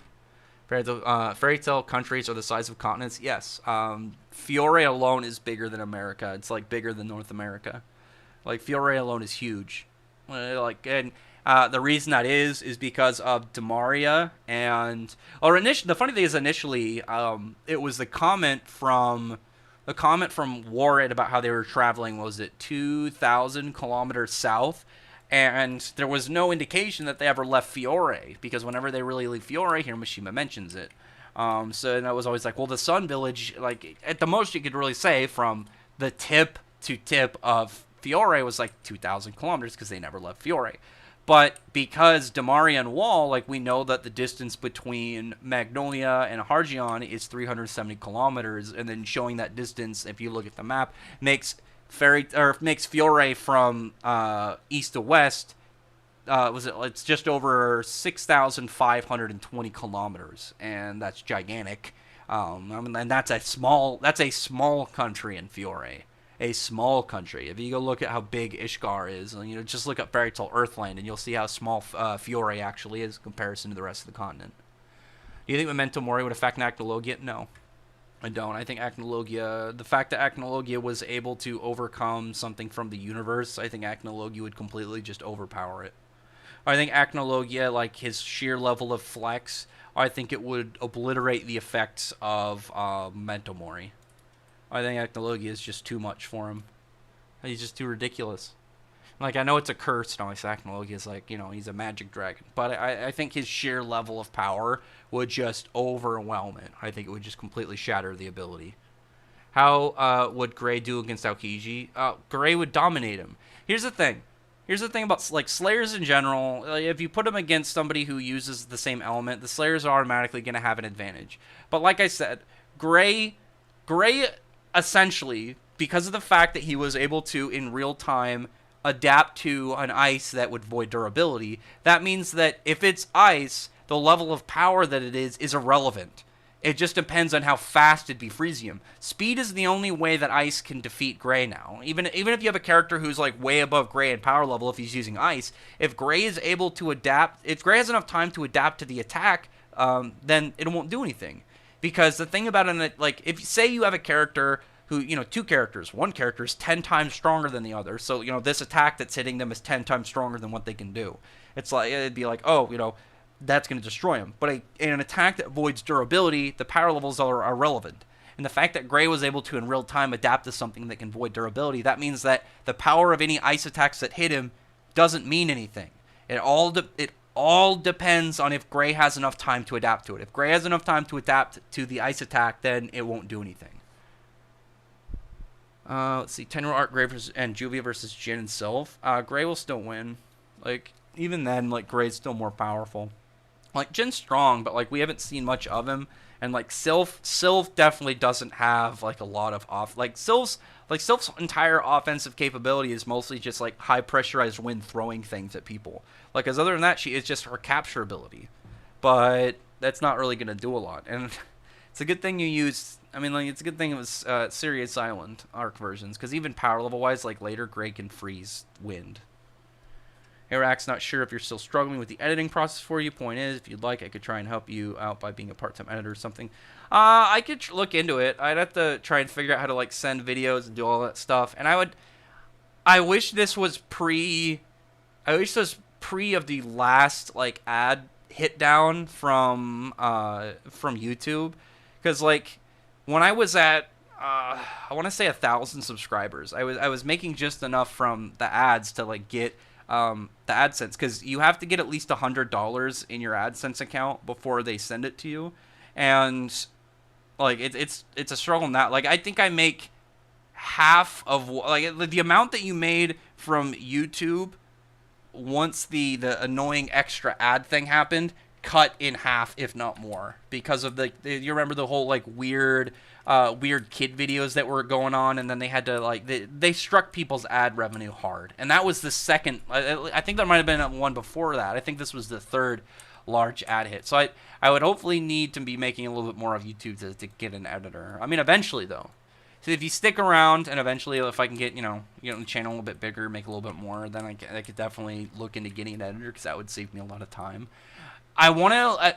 I will say I want to at least learn how to do it myself before I get an editor. Because say like I do a video, and if I say I hired somebody to be like a video editor, and then I made a video and I wanted to put it out, but the video editor wasn't available because of maybe they were off doing something important, like maybe you were off at some family thing, or you were shopping for groceries or something. I don't know, but you were unavailable. Then I'd be screwed, and it'd be like, well, until you get back, I have no way to do it. I would also if once I get like knowledge of how to do video editing down, then I would at least be able to consider it. Like I said, I want to be able to do it myself before I would consider getting somebody else to do it for me. I will say thank you for the offer. I'll keep that in mind, though. I just got to figure out how to... I want to know how to be able to do it if I need to, rather than just have somebody else do it. But I am open to the idea of getting an editor at some point. I want to do more with my channel, because I really obviously I'm not like a big YouTuber. I got like a little over 3K, and I appreciate everybody that's subscribed.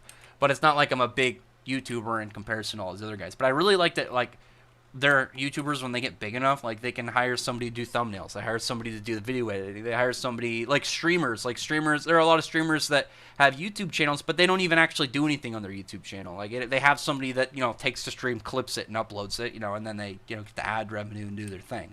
I'd like to at some point be able to kind of pretty much hire people to do stuff. I don't know how I would do that, but I would have to look into it.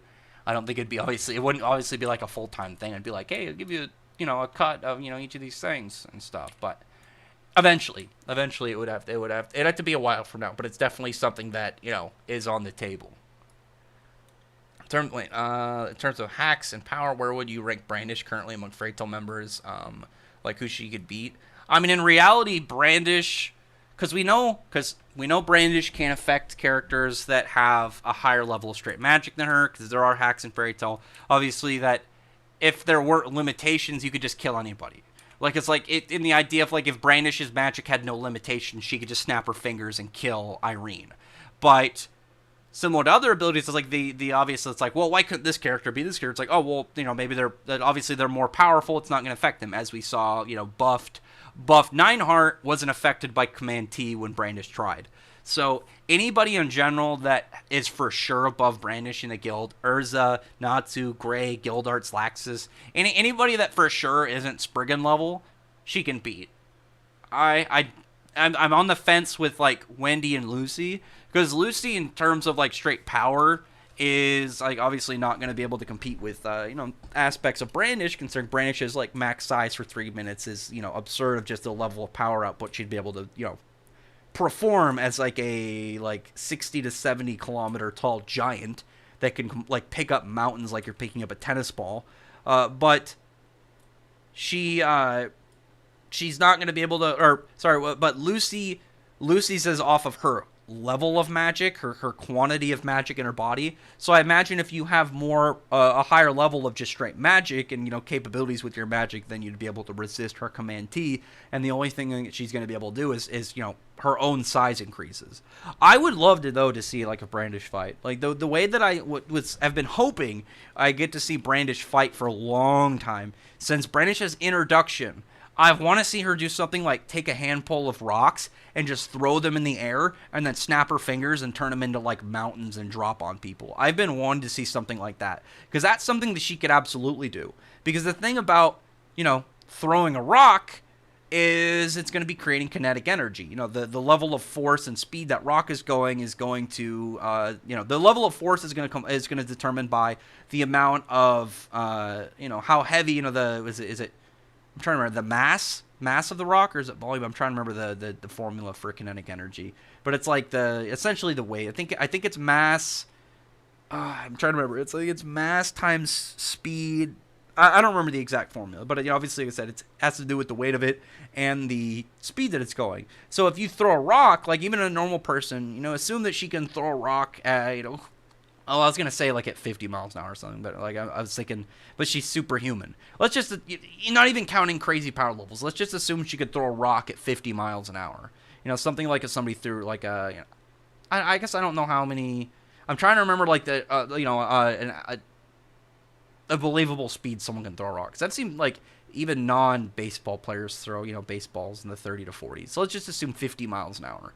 Like an adult. Like an adult can get hit with a baseball. Like there have been baseball players that get hit by a pitcher professionally, and those professional people are, you know, throwing 80, 90, 100 mile an hour pitches and stuff. It can hit them. It'll fucking hurt, but it's not going to kill you. Because, you know, it's not, you know, it's the level of force isn't going to be as crazy, because even though it's going at a high speed, it's not, it's not going to be very heavy. It's not going to be very big. Now imagine, though, a mountain going at you. Like, in general, like a mountain free falling, the level of force is going to be pretty high up. And we've seen Brandish able to make things, you know, snap and make an island the size of like a dinner plate. So, like, I really want to see Brandish I want to see a one-on-one Brandish fight. So bad. I would love to see some group fights in this next arc, like Brandish and Lucy. I'd love to see 2v1 or 2v2 somebody, or 2v1. I want to see Urza and Jalal fight somebody, and like I said, I'd like to see something like Natsu and Scoleon. That'd be badass. I would love to see that fight. I just want to see Scoleon more. I really like the main trio of the of Diablos. Obviously, primarily Scoleon, because I think his magic and design are really cool. I mean, really, like, Bone and Ash powers in general is badass. I mean, come on. Rematch Laxus versus Kyrian Mira versus Scoleon. The other Dragonair is going to transform too.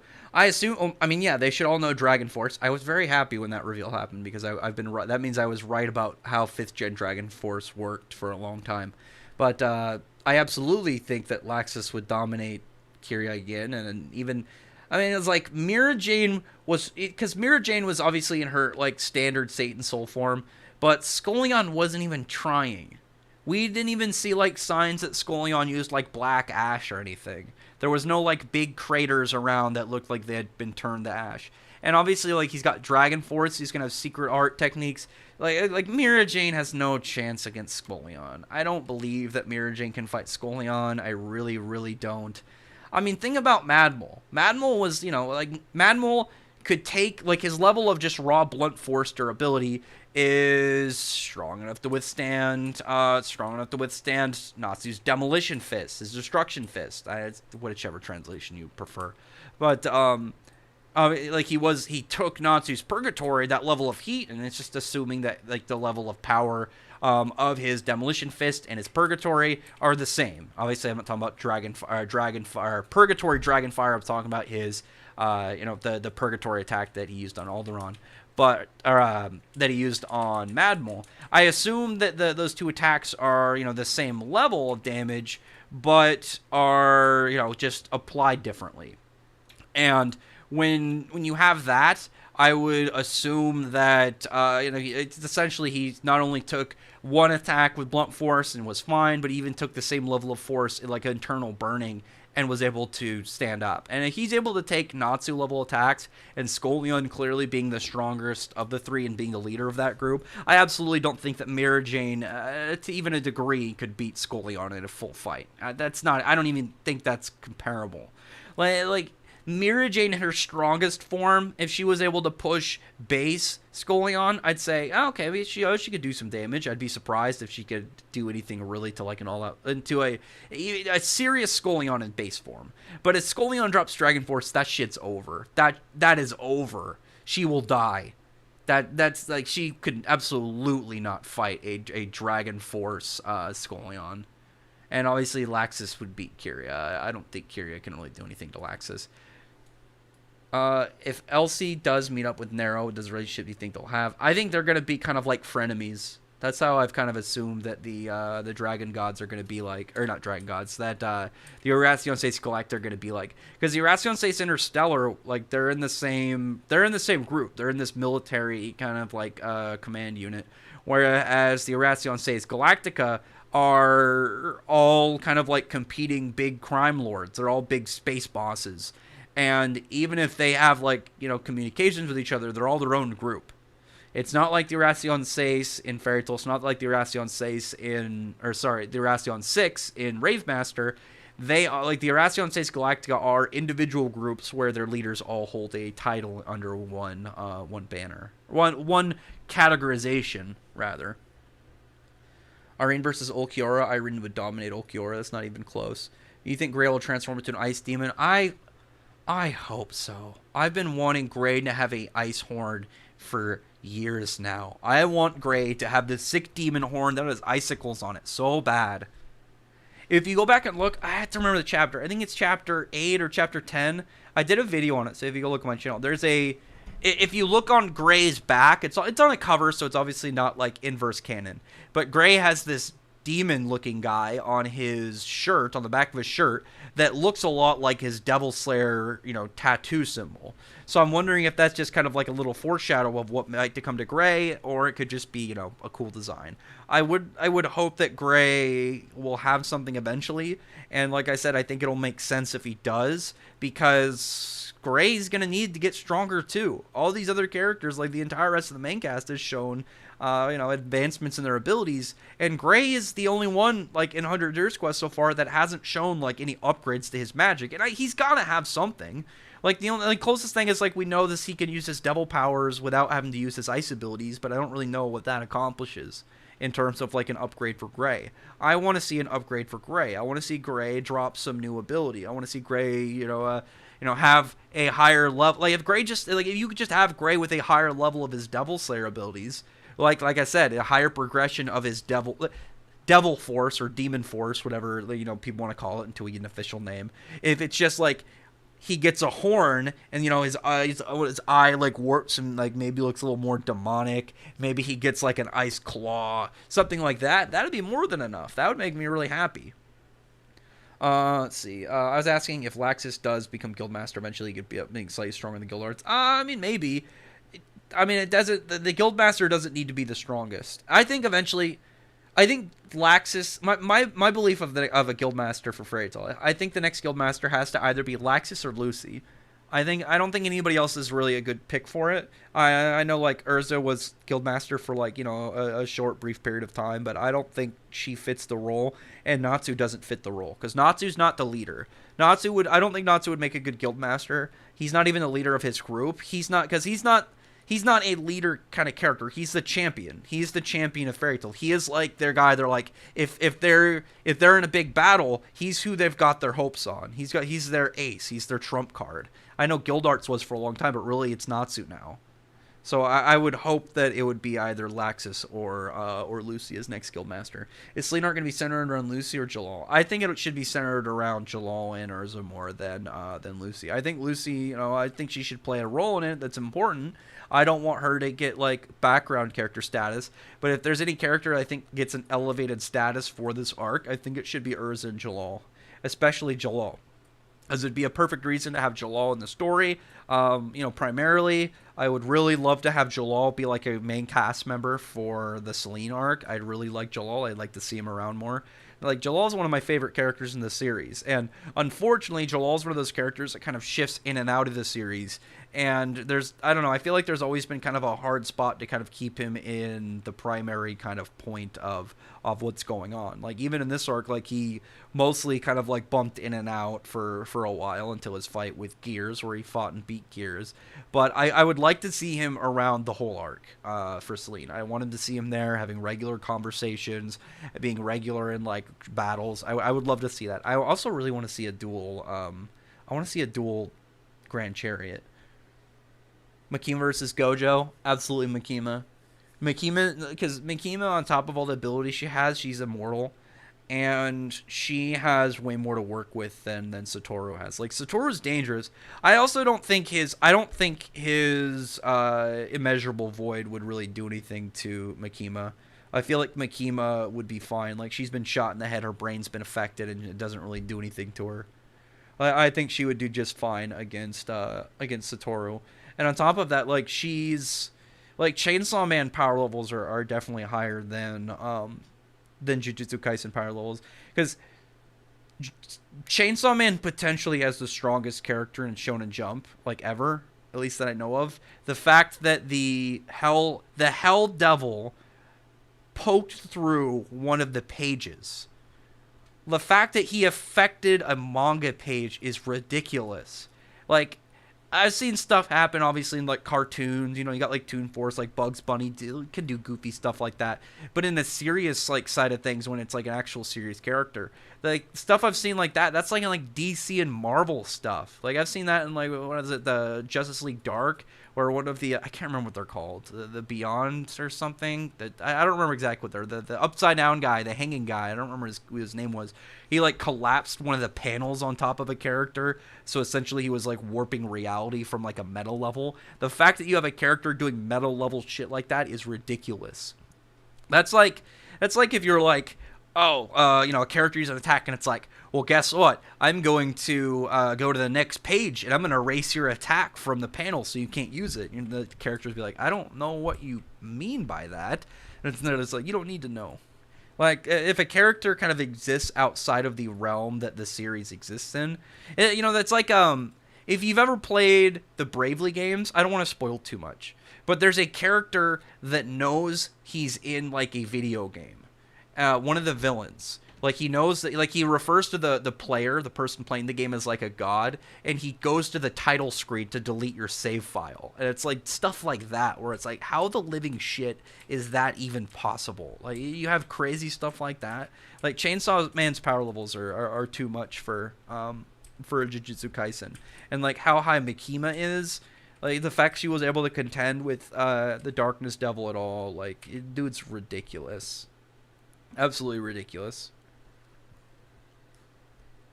So yeah, I got completely kind of, like, worn out just thinking about it, because it's like, this shit is crazy, absolutely insane. Let's see. I'm scrolling down. Let me catch up and see how far I am from the chat. I don't think I'm that far behind. What's up, Elmi Mukhtar? I don't know if I'm pronouncing that right, but how's it going, dude? Wonder how all the Dark Triads stack up to Julius pre-nerf. I think Julius is stronger than each of them individually. Like, obviously talking about Prime Julius, but I don't know if Julius could take them all individually. Dante is the weird one, because obviously, like, Dante is gonna be, like, very dangerous from the fight in general because of how Dante's powers work. The thing that I think would be dangerous for them, or for Julius, is if they don't age. Because if they truly don't age, then Julius's time acceleration abilities that he, you know, turn people in dust, isn't going to work on them, because there's, like, they could just age them, but if they don't age, then it's just going to hit him and do nothing. I mean, he still has chronostasis, but if he's got all these dangerous abilities going on at once of characters of their caliber and, you know, all their hacks and stuff, I don't know how he's really going to do anything. I think individually, like, if you put 1v1 one of them against Julius, I think Julius would win. But if it's all three of them, I think they would beat Julius even in his prime. Just because the fact if they don't age, I think Julius is screwed. Because Julius's hacks is dangerous as hell, because it's time hacks. Like, because you could have a character be like, oh, I've got all these crazy powers, but I'm like, if you get hit by something that ages you into dust, then you're screwed. But if your character doesn't age, then you automatically counter that ability. If Natsu tanked attacks from actually doesn't mean his durability is planetary. I mean, Acnologia wasn't fighting them seriously, though, so it's kind of hard. But plus, Natsu's also being buffed up by Wendy. I do think that Natsu now, like, Natsu with Alderaan, like, Natsu beating Godseed is kind of, like, difficult, because we know that, like, or if he beat the initial Alderaan, I'd be like, yeah. But we would have to kind of gauge where Godseed Alderaan kind of stacks up. I'm like, it wouldn't surprise me if the Godseed Alderaan was, you know, above August. Something like, if the weakened Godseed Alderaan was somewhere between August and Zeref, I'd be like, okay, because that's obviously a weakened version of him. It's not his full version, whereas, like, obviously full Alderaan is going to be above, you know, Zeref, like regular Zeref. I don't know about Fairy Heart Zeref. Fairy Heart Zeref is a complete weird toss-up, just based off of his crazy hacks.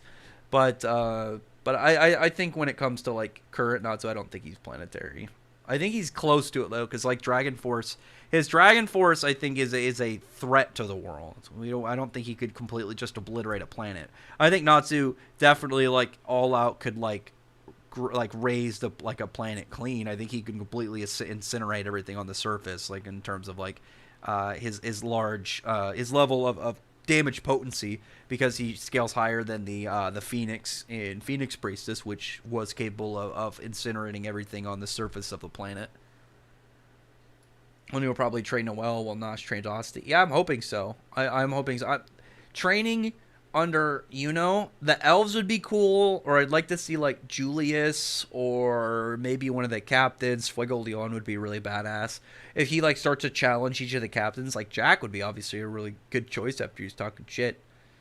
Since Ziggy wants to build up an army, do you think him trying to take over Nero's empire? I think so.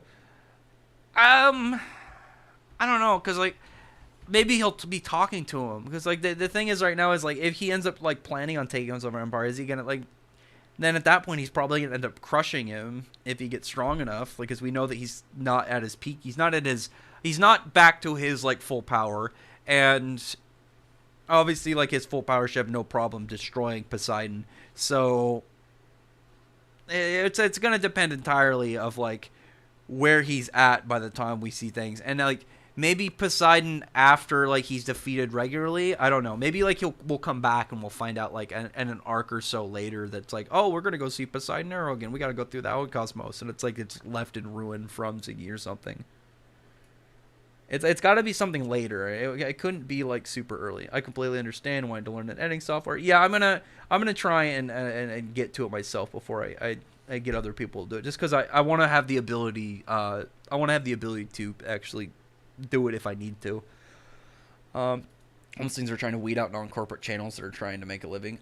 So I mean, like the issue is like YouTube is just bad at their own system, and then you have stuff like all these weird, like there are porn videos still up on YouTube if you look them that shouldn't be there. There was like, I don't remember which one, but there was like one that had been there for years. I mean, like look at like, I know people mentioned like when was it Jake or Logan Paul or whichever, they had the video on the front page trending on him videotaping a dead body, and that was like there for hours without YouTube figuring it out, and they're idiots. Like there's a lot of their system is dumb and it doesn't make sense. And YouTube has so much money that they're fully capable of just hiring droves of people just to be more content moderators, and obviously they can't afford to have like a full scale overlook with the amount of stuff that's uploaded on YouTube regularly, but they could get way more people and then get more people to like work on the AI, but they don't for who knows what reason, because they don't care. The thing about YouTube is like even like how bad YouTube is, like people are gonna still go to it because it's the best option right now. And BitChute is not that big. I wish it was bigger, and then maybe one day it could defeat YouTube. But right now it's still YouTube, so like they're just like you can they know that even if people complain, they're still gonna go to YouTube right now because it's the best option. So until something better comes along, YouTube doesn't really have to do a lot to improve, because even if it's ass, like people are still going to show up. True Overdose Shiki versus Tower of Heaven Natsu. I'm still probably going to go Dragon Force Natsu just because like Shiki's lasted way less at the time, and we don't know how long he can hold that out on. And then the level that Natsu did was definitely bigger than the level Shiki did. Like Shiki's punch was still cool, but like Natsu's punch like obliterated part of the Tower of Heaven, and that was super impressive. He took out a Wizard Saint who we already had scaling and stuff, and kind of like an idea of power levels of where Wizard Saints were at the time, and especially now. But like we don't really know like how high end like power levels kind of go around in Eden Zero. We aren't too sure about how things kind of go and how things really are. Like we don't even know how big like some of the planets are. Like the planet size in Eden Zero. So obviously the planets aren't all the same, but we don't know how big most of them are. We don't know how some certain characters kind of stand. We don't really know how like a lot of things really are present. Like we saw Ziggy kind of like mess up part of Granbell, but like we don't know how big Granbell is. Like it could be a normal planet size. I don't think it is. It looks a lot smaller. Or it could be like tiny, like that planet that Amira was on, like that like food planet that had like chocolate sea and like ice cream and shit. Is Scullion Ash Make Mage? No, Scullion is a corpse dragon slayer. The Ash is part of it, but he's essentially a bone dragon slayer.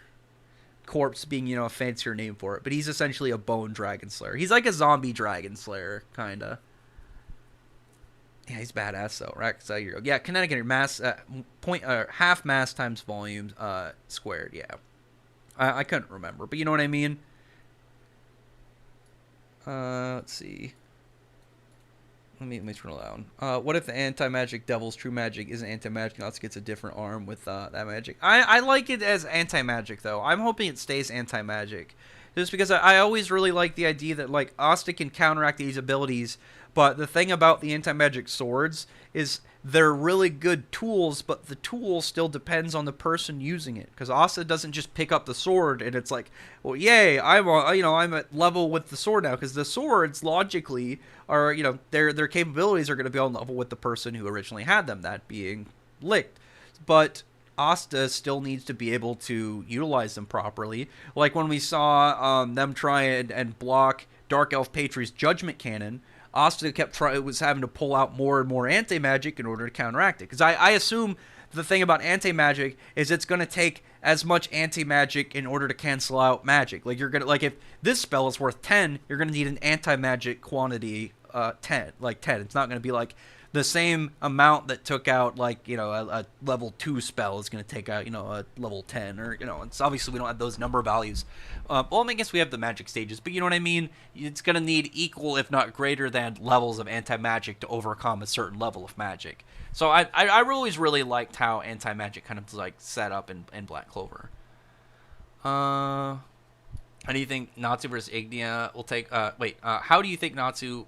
How do you think? How do you think will Natsu versus Ignia take place? How do I think it'll I mean, it's going to be a big, brutal battle. Dragon on dragon and dragon slayer fights are always, like, straight brutal in Fairy Tail, because there are a lot of, like, they're still wizards, and, like, there's a lot more caster wizards than battle wizards. So, like, when you have something like, the fight with Doom, if you can overcome, like, their tricky abilities and, like, whatever crazy powers they have, you can go in and hit them. Like, someone like Doom's not going to have a high level of durability. But something like 2 Dragon Slayers, as we saw recently with, like, as we saw, a dragon fight, Natsu versus the God Seed Aldron, or, the Dragon Slayer fight, because, Natsu Dragon Slayer against Aldron Dragon, they did a very much more brutal fight, where, Wendy versus Nibaru was way more of a physical fight than anything else. So I imagine that Alderaan versus Natsu is going to be a super brutal fight. I'm looking forward to it. Oh, what's up, Egon, dude? I'm good. I'm doing pretty good. How are you, dude? Lately I've been... I went today to go and put in an application to get a new cat. I was like thinking as I was talking to people, because I wanted to get one more pet. I have 2 cats right now, and like everyone's like, get a dog, and I was like, I wanted the dog, but like the thing is, I like all dogs. I mean, like any breed of dog I really like. Even like the shaky little Chihuahuas, I still like them. But whenever my idea though, if I was gonna own a dog, I've always had like pretty middle sized to big dogs growing up. Like we had Labradors. Like for the most part, like we either had a Labrador or a type of Rottweiler mix, and then now my parents just have straight Rottweilers. And I don't know, I've always liked bigger dogs. So if I was gonna get a dog, I'd get a big dog. But like, I think anybody knows the energy and time difference that it takes to take care of a puppy versus a kitten. And then even when they grow up, like a dog takes a lot more time and energy to take care of than a cat. So I was like, I'm just going to get another cat. As much as I want a dog, I don't have the time and energy right now to raise a dog. I want to get a dog eventually though. But I was like, I'm just going to get another cat. Plus, I already have 2 cats. I think they'd really like another. My male cat would like another friend to play with because he always wants to play, and my female cat sometimes doesn't want to play, and she'll get all pissed off if he tries to play with her. But I was like, okay, yeah, getting another cat, he'd probably really like it. Plus, cats are. I think anybody as well that's owned a dog and versus owning a cat, cats are way easier in general to take care of. Cats are pretty chill most of the time.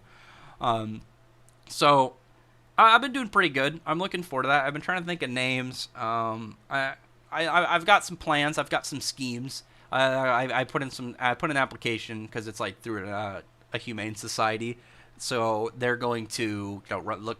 They're going to do whatever they do on their end. I've adopted through them before, so I imagine they'll be like, oh yeah, this guy came here before. It is good.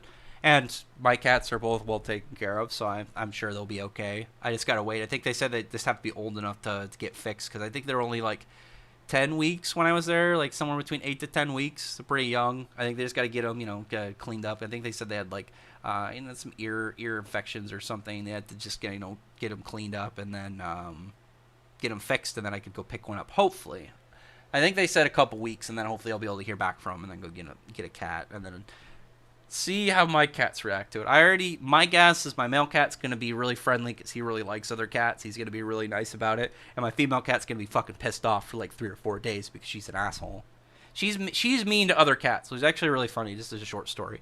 It wasn't that like a couple months ago, my brother came over for the first time, and he just moved in his new place, so he didn't want to leave his pets home. So him and his girl brought their pets, and they saw my female cat, what she's like when there are other animals around, and she was fucking mad for days. Like, she would not. I was the only person that she would let get near her, and she was still kind of tensed up. But if anybody else came near her, she would hiss, she'd get mad, she would just be upset. And then both my brothers came over recently because my older brother was in town, so he came over to visit. And then they saw my female cat when there aren't other animals around, and she was very friendly and very playful. So like, she's just gonna be pissed off for a few days. Like, if I pet a strange cat and she smells it on my hands, she'll get mad at me. She'll start making that angry cat sound, and she won't talk to me for a few hours. It's pretty funny, but like, she's gonna be mad for a few days when if I get this other cat. But when I was there, man, they had a bunch of puppies there too. I was talking to them, and like, I thought I'd be able to get one of the cats like that day, and they're like, oh no, like they have to look at the applications and whatever they need to do with the cats before they can give them out. I think they, like, the younger ones they said to fix, and then this other kind of slightly older cat, they still had to do the application process. But I was like, in my head, I was like, if they don't let me have one of these cats today, I'm gonna see if these dogs are available like today, and if so, I was just gonna take one. But they're like, no, they weren't available today, and I was like, I guess it sadly worked out, I guess. I was like fully ready if they said, yeah, you can take one of these dogs home today. I was going to buy one of those dogs right then and there. But I was like, yeah, I was pretty excited. And hopefully I can get this other cat. I'm hoping for this little gray kitty, because the older one that it would probably be quicker to get looks slightly like my female cat, and I want to get it like if I get another pet, I don't want it to look like my other cats. I don't know. I think it would be kind of weird for my female cat if I got another female cat that looks similar to her. I don't know if maybe that would make her angrier. But the one I was looking at is this little fluffy gray cat, and it has kind of those bobcat ears where it's got hair that kind of like goes up over the corner. I'll post pictures if I get the cat on Twitter. I'm pretty excited. I just enjoy animals, and and I think cats in general are pretty fucking funny. So if I get another one, it'll be entertaining. And especially if I get this other one, the first moments of introduction with my other cats is going to be definitely really intriguing. So like I said, I'm predicting. I was talking to somebody. I'm going to finish up the story just so we can get back to anime weeb shit. But like I feel like animal stories and pet stuff is things that most people can find entertaining because most people like animals. I was talking to somebody, and they're like, you don't know how your other cats are going to react to this new pet if you get another one. And you're like, don't. And I was like, I know exactly how it's going to be, and I'm going to record it because I feel like I know exactly how it's going to be. And like I said, my male cat is going to be. He's going to be very intrigued because so far when he meets other cats, he seems very friendly. There's been like some stray cats that will like hang out near my house, and like at one point one came on my porch, and I let my male cat out, and he was trying really hard to go up and talk to it and be friends because he's a very friendly cat. He's not aggressive. Like when I got him initially, my female cat was fucking pissed, and she kept trying to fight him for days, and he wouldn't fight her. He would just he'd get a little nervous, and he'd put his ears down, and he'd just try and get away from her. And then eventually she became friends with him, and they get along. But like he'll probably be nice, and a kitten is going to want to play, and this cat, my male cat, wants to play at any point he's not asleep, so he'll be happy. My female cat's going to be pissed, and I'm ready to show my friend when I was talking to him about it. I'm like, yeah, I told you exactly how it's going to go. I know these damn cats. I take good care of them.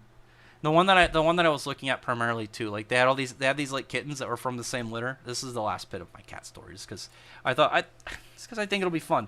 The last thing is like when I was there, like they had all these kittens, like they were inside, the little enclosure, and all of them were really playful and friendly, and people are walking by and they're like, oh, everyone's excited to see cute cats and shit, and then they were friendly because they're strangers that want to play with them, and then one cat though was very quiet and sad in the back, and I was like, I want that one, this little sad kitty, this nervous one, because that's what my male cat was like when I went and got him. I keep saying that this was the last thing, and this is the last thing. When I got my male cat, because like when I initially got a second cat, so my first cat wasn't by herself when I was at work. Is that when I got the second cat, when I went there, like I wanted to get like a kitten. I wanted to get like a little fluffy kitten. But the one that I wanted, that I looked online that said they had, like, it was apparently was at outsourced to like a pet store at the moment, because they kind of do like to say, instead of like breeders, they'll go to Humane Society stuff, and I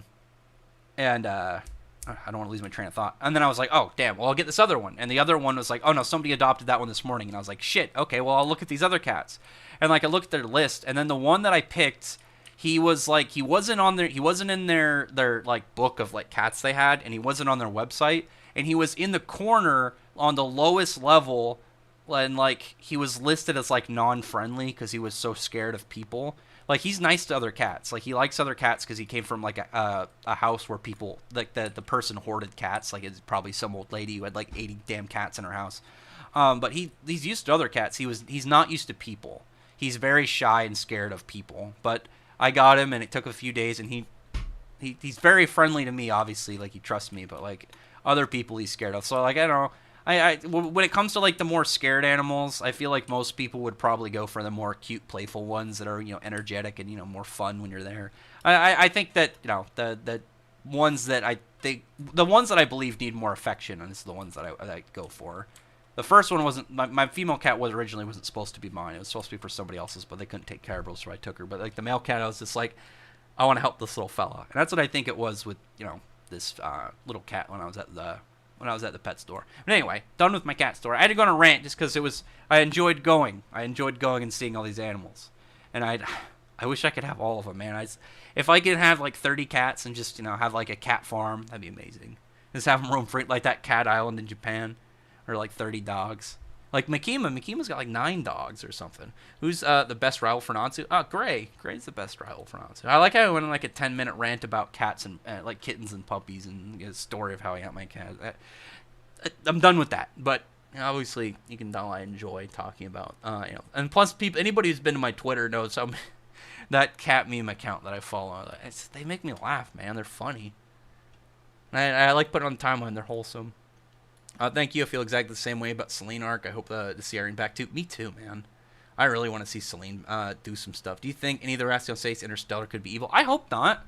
I like the idea of if we've got like a version that are the criminals, the antagonists, and then, well, I guess the Rascal States Interstellar could be antagonists for the main cast, but you know what I mean? Like, we've got some that are more aligned good, and then we've got those that are aligned criminal, I think is a better way to say it. Because Elsie doesn't seem evil, but I feel like she's not. But she's obviously a criminal. I don't know. She's only an ally to them, I think, because of Ziggy and Shiki. I think otherwise, she'd do her whole, space pirate empress thing. But outside of that, I'd like them to kind of stick with their own styles. I want the Interstellar to all be good guys. I'm hoping they're all kind of, true to their organization, actually, is the best way that I'd like to say it. Urza versus Itachi. Urza with her artificial light kind of like completely fucks with Tsukiyomi. And on top of that, like, Itachi does have like the dangerous, like, he's got the what is it, the sword and the shield. He's got the mirror shield and the dangerous sealing sword. That is obviously, that's some hacks that Urza would have to look out for. But like, I don't think Amaterasu would really do shit to Urza if she can, like, withstand Natsu's fire. And the level of like straight power output that Urza has with her her abilities is enough to take down Itachi. Like, Itachi has some good hacks, but his raw level of speed, durability, and power output is nowhere near Urza's right now, because Itachi peaked out a while ago. We already know Itachi's full capability, but like where Urza's at now, like it's way too much for Itachi. Like, Itachi, like I said, he's got considerable hacks that are always going to be useful, but in the straight fight, I see Urza winning. Dante versus Makima. Probably Dante right now, just because Dante is obviously, like, in terms of like the straight powers, like if you just looked at him, I think Makima has better powers, but like Dante has some pretty good abilities right now. And like I said earlier, like Satoru, like we know for the most part Satoru's abilities, and Satoru's definitely really dangerous, but Dante having like his whole like spatial warping to dodge stuff, he's got his mini black hole, he's got the regen. Mikima definitely is capable of beating him, but I think right now she can win more often than not. The black hole, like the singularity, is the thing that's dangerous for her.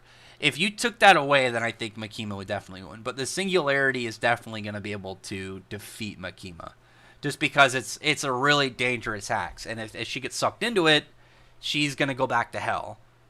Obviously, like, she can't sort of die because the control devil would just go to hell, and then it would just be a while until she gets brought back.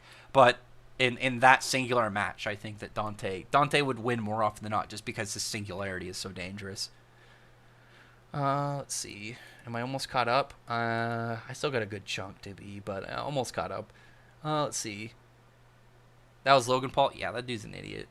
Which was the one that got arrested recently? Because from what I understand, one of them has been a lot smarter and hasn't been in controversies lately, and the other one just got raided by the FBI, and apparently it was millions in tax dollars and had a bunch of illegal guns in California because he's a damn idiot.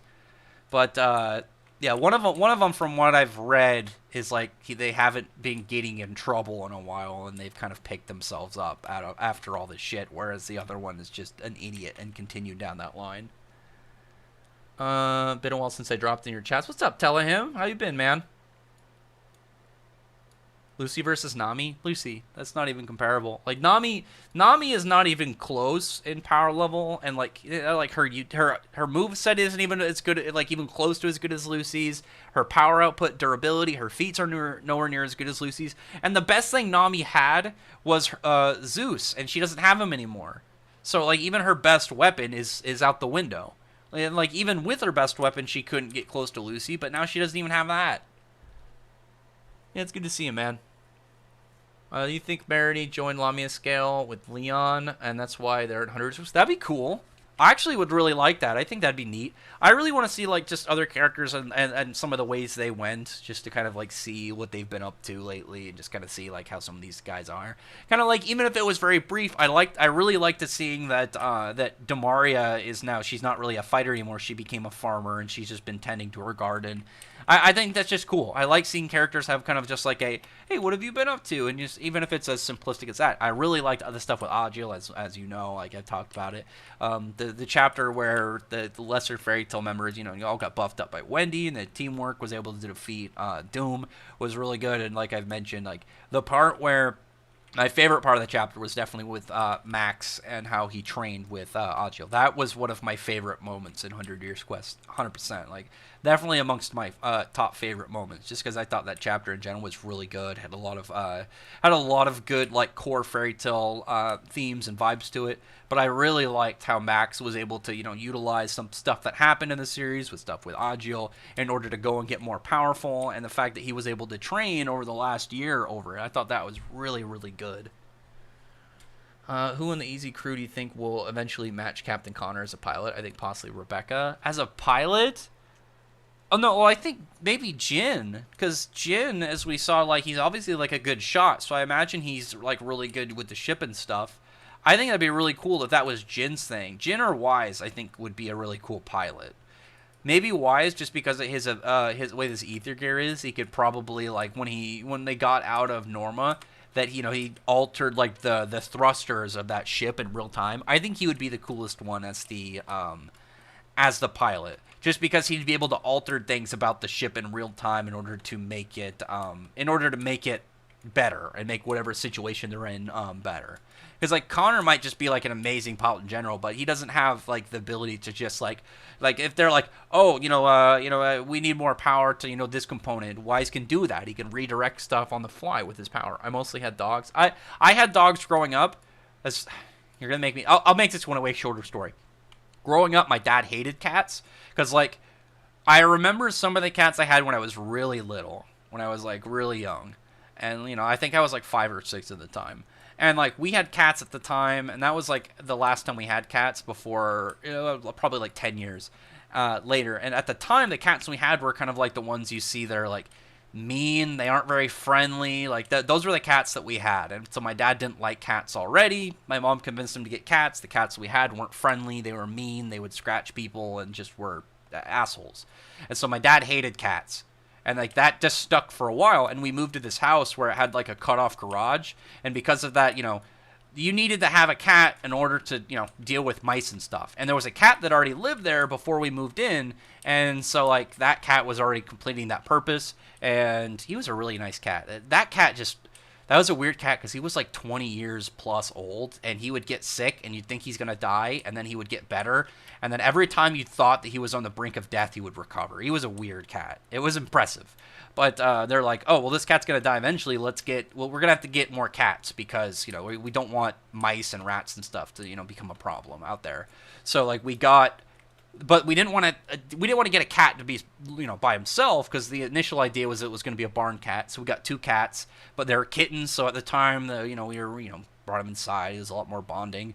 And the one that my dad ended up bonding with one of them, like way more. This cat, he was hilarious. He would jump if you walked by him.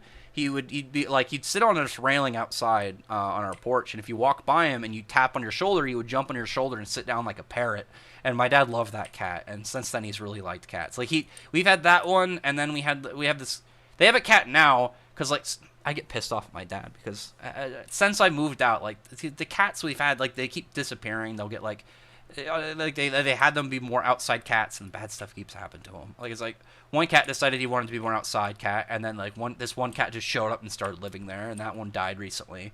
And then other than that, cats have just disappeared. We don't know if they got eaten or if people are taking them, because that was one of the things that happened to one of our cats too. When I was really little, was one of our neighbors moved and took the cat because they were friends with them. Like our cat would wander in their yard, and they made friends with him, and then they just took my damn cat when they moved. But yeah, so. Mostly had dogs, and then right now I think my parents only have the one cat, and that one was my cat at one point, and then when I moved out, I didn't take it with me because I couldn't at the time, and that cat became best friends with my dad, and he betrayed me. But yeah, my dad really likes that cat too.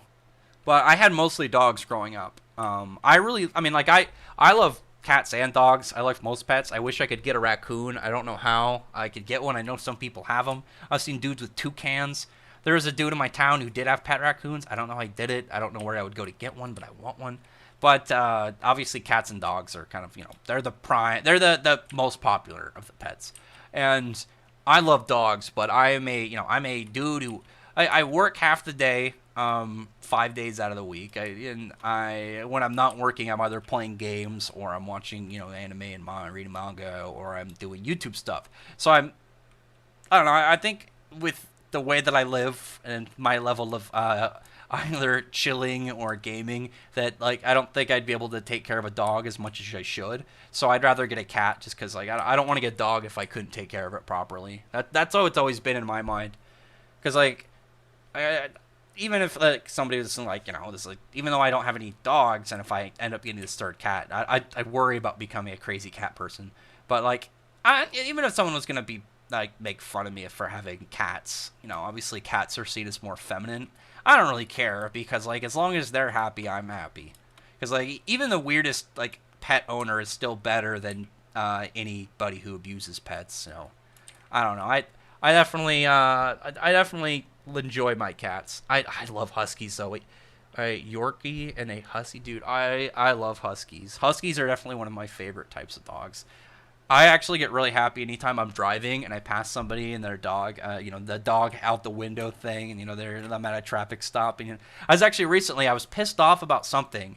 I don't remember what it was. I was mad about something, and I'm sitting there at like a stoplight. I think maybe the stoplight was just taking damn forever, or it might have been last second, and so I'm behind on time or something of going somewhere. And then I look over and there's this dog chilling, hanging out the window of the car. It just cheered me up. It was nice. But have grown up with both cats and dogs. Yeah, I love both cats and dogs. I think they're both great. I actually really enjoy seeing people's pets. Just because I know I do it, so I know, and I know other people do it. People like showing their pets to people because they enjoy when their pets get compliments, because it's not even just like, oh, it's my pet. I want people to be nice to my pet. They they love their pet, and it probably is it's nice when people say nice things about my pets. So I know that they like getting compliments about their pets too. I don't know. It's just a nice thing. I feel like it's a very wholesome thing that most normal people can get behind. I'm just as attentive, though. Man, I didn't mean to. I went on a rant. That's like I've mentioned that before. That's one of the things I think is like why, like, when I do YouTube and stuff, like, I waited a while to do YouTube videos, and then, like, I think streaming, I'm not a huge fan of streaming, but I'm good at like the one-on-one streaming, I'm good at streaming with the chat because I'm able to keep talking, I'm able to have the conversations with people and just kind of like keep people active in the chat just because I'm good at talking for long periods of time. Like it's just it was a curse for so long for me of just talking too much, and then now that's a skill when it comes to like online stuff. Here's one of my cats now. Hi, Gendora. Lay down. So I was at the Petco, like getting this stuff with this cat sign up. I was like, well, I'm already here. I might as well get some stuff. Like I got this essentially like a little cookie jar, but for cat treats, because my female cat, if I leave a bag of cat treats out, she will bite holes in it, and I'll find the bag completely mutilated with half the snacks gone. She's a bad cat. I'm just kidding. She's a good kitty. She's looking at me all funny after I said that. But so I got that so I can put the cat treats in there, so she can't get to them if I leave anything out. And then I got like this. My cats love this toy. It originally was my female cat's favorite. It's like this long, it's like a plastic stick with this long cloth on it, and he just likes to chase the hell out of it. My female cat likes to chase the hell out of it. It used to be my female cat's favorite toy, but when it comes to their play style, she likes to hunt, he likes to play. When she gets into it, she acts like she's getting ready to kill something, whereas he just looks like he's having a good time. So he ends up playing too fast for her, so she can't play the way that she wants. So when he wants to play, like, he'll sit by this toy and just meow at me. And I got an extra one because I feel like he's going to break it at some point. But when she wants to play it, she'll bring it to me. And, like, she'll get on my desk and literally stand in front of my computer monitor and then drop it onto my keyboard because she knows that she has to completely take my attention away from my games or whatever I'm doing in order for me to pay attention to her. But, yeah, so I got that. And then I got a cat. Like, I got one of those little cat beds. And I'm hoping to use it because right now my male cat usually will sleep near my feet. He really likes to sleep under my desk and near my feet. And my female cat likes to sprawl out literally adjacent to my keyboard like she's doing right now and get comfortable. I'm hoping they at least sleep in this cat bed at some point because I was looking at it and be like, maybe at least if they don't sleep in it, it'll look nice, and people will be like, "Oh, that guy got he's got a nice cat bed." It'll at least look nice as kind of like decoration almost, even if they don't sleep in it. I don't know, because I have one of those cat tower things. It's got the multiple like little layers and platforms that cats usually go on and stuff. Oh, I just realized I forgot to get a scratching toy for him. I mean, I already got some, but I wanted to get an extra one. But I'll get some next time I go. But yeah, they don't use it. Like they usually either sleep on my bed or they're sleeping wherever I'm at. They don't play with it that much, but usually it's if people are over because it's in my living room and they'll like to sit on it and then stare at people and be weird. Let me get back to stuff. August versus Toshiro. August, absolutely August. That's not even close. All right, I already read that one. Yeah, man, I love Huskies. Hope that the Spade Wars saga there's some characters stronger than Julius, Licht, and Lumiere.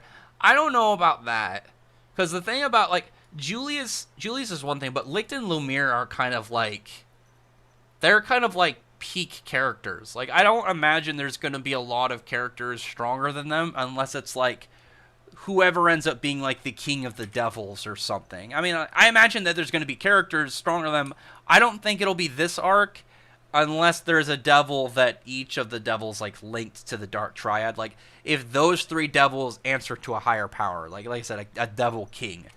Other than that, I don't really know like straight stronger, because it's like with Licht and Lumiere were capable of dealing with dealing a lot with Zagre's attacks, but it was just because he was hard to kill. But like if Lucifero or any of those like big devils are stronger like themselves, sure.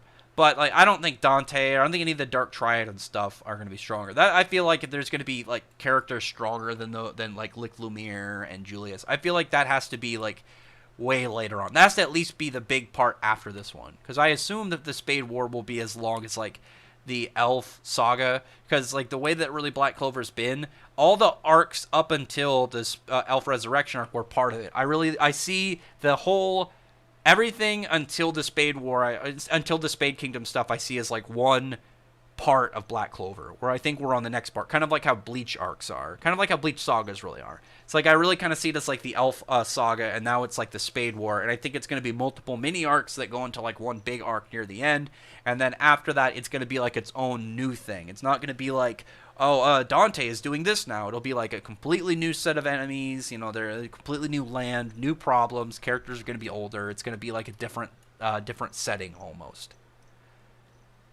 Let's see. I'm at 2 hours. I can go longer. Here, I'm gonna get up really quick. I'm gonna go get some water, and then I'm gonna come back. So just ask me any questions you got. I'll be back in like 2 minutes. I gotta fix this mic. It's a little staticky.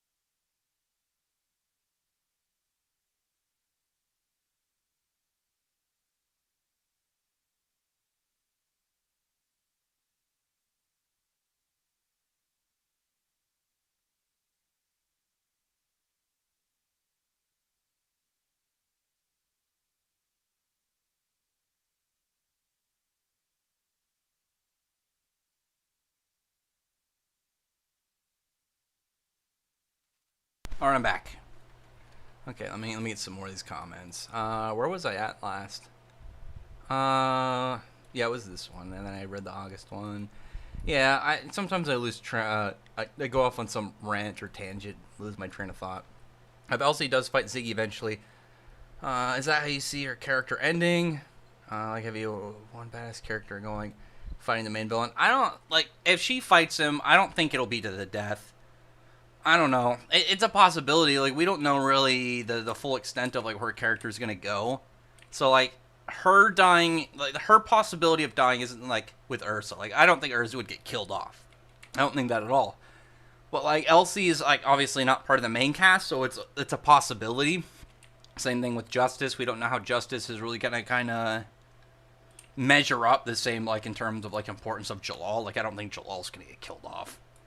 Because, like, with Sieg, it was different, because Sieg was not, like, Sieg was a big character, but he was not as, like, as big into the plot and, like, related to things as Jalal is. Like, Jalal is, like, a much more developed character. He's got a way bigger journey, and he's got a lot more endgame stuff, obviously, with Urza versus, like, Sieg, who, you know, if you don't have a big ship, you're already at risk. So, August for Salt Black Clover, or versus Seven Deadly Sins. With Black Clover, I mean, he runs through them. Seven Deadly Sins, there are characters that could be a little dangerous for him, just because when it comes to Black Clover, obviously he counteracts pretty much everybody in it. The only character that'd be, you know, not the case is Asta, but he out muscles and outspeeds Asta, and he would just lay in on him and all the hacks he's got. Like, I think he could solo both, though, just fine with, like, the level of power output that he has, like, his level of hacks. But, I mean, yeah, I mean, August would do just fine. He would run through them like a damn train. It's like Deadpool. A little bit. Watch out, Rax. It would become the crazy cat person. I hope not. 3 is, like, a good number to me. 3 is, like, a solid number. But I don't know if I'll... Like, if I was dogs, 3 dogs is one thing. I don't have 4, but that's kind of the way I can see it with cats. Like, if I get any more pets beyond a third cat, it'd be like fish. Because I do want to get a cool fish tank. But I mean, like, if I get a fish tank, it's going to get like a mantis shrimp or something. It's not going to be like fish. Unless I get 2 fish tanks. I don't know. Either way, something like that. Like, it wouldn't be like a roaming animal. It would be a placed animal in some form of containment. Like I said, like a fish. Let's see.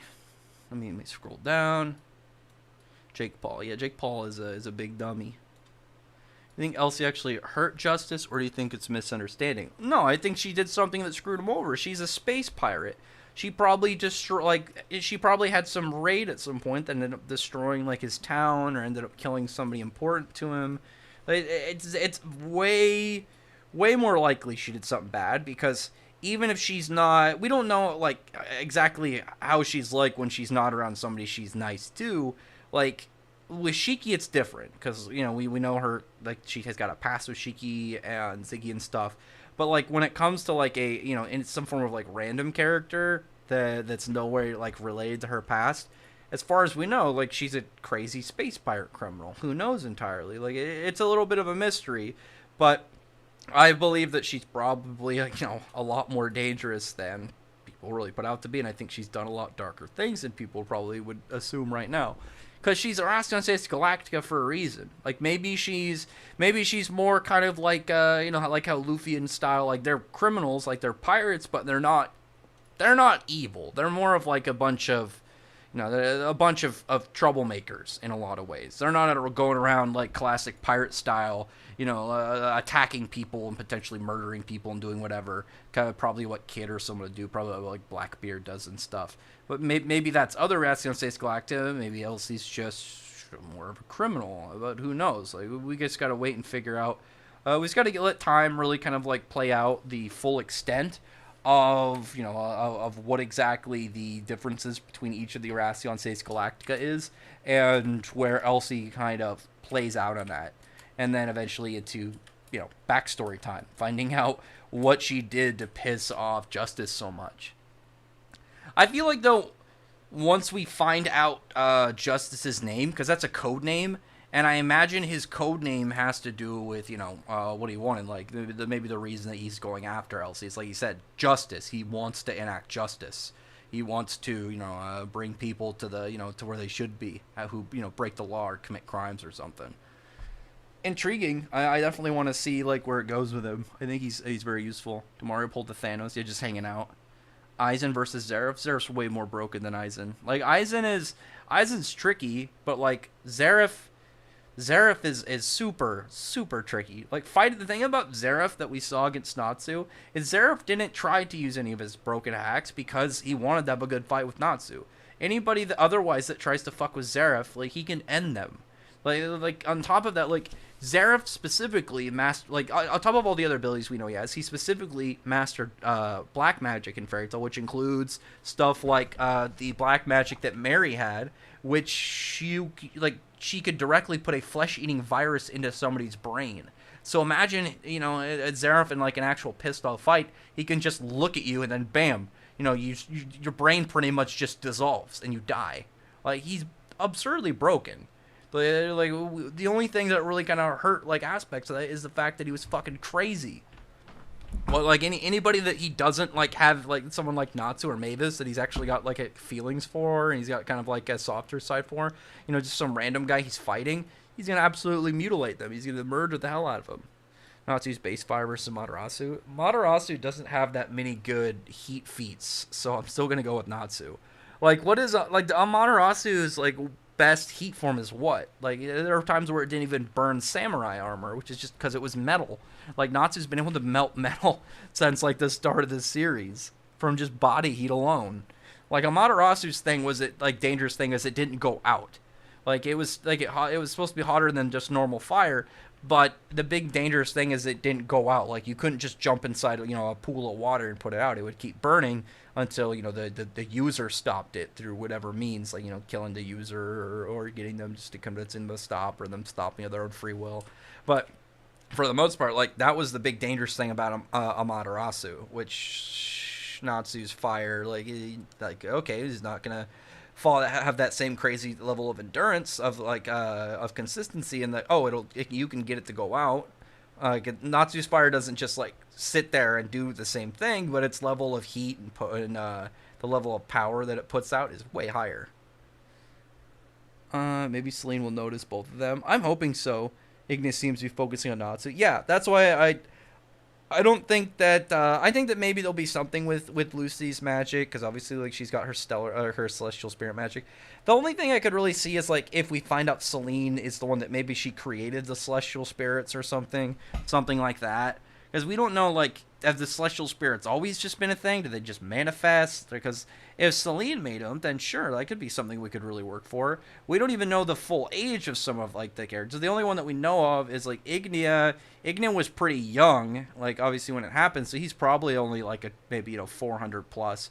And then the idea of like he's close to around that the age, because he had to be there, like he was pretty young, I imagine, when Acnologia first started 400, like a little over 400 years ago. Well, like Celine, like we don't know about Mercephobia, but like Celine and Alderon, like I think they're both pretty old. Alderon, I would imagine, is the oldest. Alderon or Viernez. Like Viernez could potentially be the oldest, just because he's a gold dragon. So maybe gold, because gold doesn't rust. Like maybe he'll be just super old, like he's just been an ancient dragon, like way older than the rest. Maybe they'll be like, oh yeah, he was powerful enough to do to beat Acnologia, but for reasons he couldn't. Or maybe it's just like he knew certain things, or he didn't want to risk going out and fighting. Who knows? I could see him being like some form of kind of like weird extra variable for the dragons, just because like out of the dragon gods, he's the one that we don't like. Well, apparently is extra like super secret. Like what's his name? Mercephobia. I don't know why I said what's his name for Mercephobia. It's super easy name, very current. It's not like he's some random character like Miki Chicken Tiger, but yeah, him not even like never even having met Viernez is like the thing that makes me go, he must be a pretty big deal if he's some extra hidden that this other big character doesn't know anything about him. I don't know. It's gonna be a little bit of a wait, but it's definitely gonna be it's got to be significant. Rather, is like the best way that I can kind of like look at it now. Whatever it is that we find out with the dude, I think it's got to be. I think it's just got to be important. I think it's just got to be something that we look at and be like, oh shit, yeah, this is even crazier now. Whatever happened with this? Let's see. Let me scroll down. I think I'm almost caught up. Haven't been too bad here. I've been catching up with some comics, manga, and trades. I wanted to catch up on some comics. I don't know. I've been wanting to read a few of them, but I don't know. I don't have the energy right now for Western comics, just because they're always in such a weird mess, and like I never know when they're gonna reset or do what. The closest thing I can really see now, if reading any Western comics, is stuff that's closed off. Like it maybe like a story that's done. You buy like one volume and then read through it. If I was gonna read, kind of like Dark Knight or something. But other than that, though, I don't know. Let me see. What characters specifically in Eden Zero Crew do you think want to see Jin have fun interactions with? I'd like to see Jin interact with Pino. I think Pino or Wise, because I think Wise and Jin would be a really badass combo. Because Wise's power is just so useful in the Eden Zero world that he can go with a lot of characters. But obviously, Jin being a cyborg, you could have Wise in real time, like help buff him up, make him stronger, and increase him, and help modify him for different situations. Like he definitely has like one of the best powers in Eden Zero. Like Wise's power isn't like the most broken in terms of like something like alchemy. He can do crazy hacks. It's like no, it's just there's such a high level of flexibility that it's going to affect most places you go to. I mean, there's an easy way to defeat him. Go somewhere where there's no technology. There's nothing he can use his machina maker on. But that's going to be hard in a sci-fi set series. It's like Asta. Asta's anti-magic is super useful because, he's going to be able to he's going against all these wizards. But if you took Asta and put him against, like, You took Asta and put him in something like One Piece. Like, he's still fast enough to keep up with a lot of characters, but they don't have magic. So, like, a lot of what he's going to be really good at isn't going to do much against them. And, you know, there are characters that drastically physically overpower him, and we know that's one of Asta's weaknesses. So, Wise is just such a good power set. Like, Wise is definitely one of the better power sets in Eden Zero. And I'd love to see some really cool combos with something like him and Jin. About the only thing not liking here in Australia is some dictators in power. Yeah, I heard that it's been really bad in Australia. Like, isn't that like huge power outages and like they're making it like mandated by law? Like some people can't go outside. I've only heard a little bit about it. I heard it's gotten really bad though. Or is there gonna be like some crazy like revolt or something? I do reviews on my channel as well. Oh man, you should tag me when you put them out. Like put them on Twitter and then put a tag. I'll give you a retweet. Or, you know, DM me the tweet. I'll give you a like and a retweet, man. I haven't seen that yet. What are you recording so far? Oh, my cats. What are you doing? So, I gotta take a picture. Hold on. So, in the cat bed I told you earlier that I bought, it's like... It's like just this round cat bed, and inside it has like this pillow that isn't connected to the cat bed. It's like something that just goes inside. And my female cat... She took the pillow and carried it upstairs and has set it down. She's just taken a big, like, she's just carried it in her mouth. She just brought it upstairs and she just put it down. What are you doing? Why don't you take the whole thing? She's just looking at me. I'm so confused. She just brought the whole pillow up here. It's a weird ass cat. Anyway, I've completely caught me off guard. I'm actually kind of happy that happened on stream, just because that's a very real just complete confusion. Because like I figured she would like bring a toy up here or something. She's carrying this around like it's not like I thought about getting him like a snake toy because she has this weird thing I think about snakes. Like anything that she thinks is a snake, she'll attack. Like I stopped buying corn dogs on a stick because she'll knock over my trash can and she'll get the stick and she'll take it somewhere because I'm pretty sure she thinks it's a snake. She also does the same thing with twist ties, and like, licorice. I for a while I would buy like the big tub of licorice, so, you know, I'd keep it behind my desk on this like bookshelf behind like my chair. So if like I wanted licorice, she'd turn around, you know, take one or two things of licorice out and eat some licorice. But she kept knocking it over, and she would take one and she'd take it off somewhere, and I'd find it. She wouldn't eat it, but she'd rip it apart and it'd be all over somewhere on the floor. And now she's taking a pillow though. I don't know why she's brought this pillow up here. She's not laying on it. She's like circling it, and then she'll bite it, and then she'll look at me, and then just like look back at it. What are you doing? And she walked over here. I think she knows I'm talking about her. Why did you bring this pillow up here? I don't know. Cats are weird. Maybe, I don't know if maybe she thought it was an animal and she hunted it and she brought it to me. Kind of like, you know, when a cat will kill a bird or something and then bring it to, like, they're giving it to you as a gift. You know, they want you to have it, but also show off their hunting abilities to you. Like, it's a pillow. I'm so confused. But like, it's not even like a pillow like normally, because like she doesn't attack my other pillows. Like I have a couple small couch pillows the same size. She doesn't attack those. I don't know why she brought this up here. I'm so confused. You can. I'm pretty sure you can hear the full confusion in my voice right now. She's just looking at me. What are you doing? Anyway, I gotta get back to stuff. You're distracting me. You trying to take the attention of the stream? Goofy cat. Let's see. Just finding time to do it. Yeah, I've tried to whittle down as much series because I want to get back. I haven't done a whole lot of like theory videos and stuff lately as much. Like I've done I still try and do the Black Clover predictions, and I still do the Fairy Tail predictions. I want to start doing Eden Zero and Chainsaw Man predictions. Chainsaw Man is kind of hard though because like Fujimoto is kind of unpredictable. But I would like to do like maybe character discussion videos on Chainsaw Man or something like that, or just maybe talk about the world. Now my cat's up here. She's standing on my keyboard. Lay down. It's funny. She only wants attention from me when I'm paying attention to something else. If I just walk down and be like, "Hey, I'm gonna pet you and we're gonna play," she'll just walk away like she doesn't have time for me. Well, she's a goofy cat. I always tell people she's a big tsundere. It's because she acts like one. Hi, cat. Hang in, Dora. Lay down. Let's see. I I'm trying to do stuff here. I'm trying to finish out this stream. I'm trying to go for maybe like a half hour more, and this guy is just trying to completely destroy that.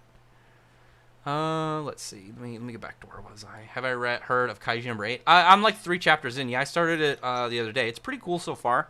I like the start of it. There was another series that came out, I think it was a year or so ago. It was another series that was kind of do some kaiju stuff, where the main character became a kaiju. And I thought it was really cool, but it got canceled. I didn't think it did really well. But, like, from what I understand, Kaiju number 8 has gotten pretty popular. Like, I think it was bi-weekly, but now they're going to do it, like, it's 3 chapters a month, and then they'll get a week off, and then it's like, you know, week, break, week, break. Kind of like how One Piece usually is right now. But, yeah, it's usually pretty sure. I haven't paid enough attention to One Piece's release schedule, but it's close to like that. But, if it's got popular enough, they're upgrading its release schedule from, I'm pretty sure bi-weekly to kind of like, you know, 3 weeks, every 3 weeks, and then a week break. Then obviously it has to be it's obviously got to be pretty popular. Maybe it'll get popular if they'll put it inside of the Shonen Jump or the weekly Shonen Jump magazine. It's interesting so far. I definitely like it. I really like the idea of like a kaiju based series. I want to find like an artist to do a series. I had another idea I really want to do, and I think it would probably, out of the ones that I've thought of, I think it would work out the most. I want to do kind of like this. It's not the exact theme, but I kind of want to do like a post-apocalypse kind of like series. I want to do kind of like a Mad Max-ish style, but like a different kind of like root cause and different kind of like themes. But I want that kind of like end of the world and like crazy, just all the people left are like absolutely crazy, and then, you know, it's like gang wars and stuff. It's like super powered, like psycho gang wars, but, you know, different factions and things. I've talked to a couple people recently, but I've got some ideas. If I can find an artist, maybe I can try it. I don't know, but I don't know. Eventually, I don't want to go too much into it because I don't want to put the idea out there in case somebody hears it and gives it to somebody else. And I think if I can find an artist and then maybe like work with somebody on it, maybe you can have some small series and do on the internet, some like fan one that, you know, one of the ones you maybe like do like a Patreon for or whatever. I don't know. Maybe eventually. So I think I have some ideas that people would like, because I know what shonen readers enjoy. I think I know about shonen that I could do a pretty good shonen series. Like I know like the things that usually make me. The fact that I can go on and be like, which tropes do you like and which do you not like, and probably guess most of them correctly. I think I could do a pretty fun series. I think I can do a good one. And like, one thing that I know as well that I think people just for always, you know, froth over is when you have just some really big dick scene, you know, some character, you know, early on doing some big flight. It's kind of like in Jujutsu Kaisen, like early Satoru doing shit. Like, it happened within the 16 chapters and he's a big deal. It'd be like if we saw like Julius do some crazy stuff within like, you know, the same length, like 16 chapters. Imagine Fairy Tail in like 16 chapters. We saw Gildarts like do the big flex on Natsu, but he was doing it on another character where, you know, kills him in the end, like kills some bad guy. It'd be like imagine if in the fight with Phantom Lord, if Gildarts showed up and it was like that instead, and it's just Gildarts runs a train on Phantom Lord, something like that, and do crazy shit like that. I think I could do a good enough job that, like, I don't know if I'd be like, people would love this, but I think I'd be able to do it to people enough that people would enjoy it. I don't know. I had some ideas, though. I don't know where I came from that idea. I just kind of ranted for a half second. From what I've seen, Shiki has the potential of being the strongest out of Natsu. I don't think he will.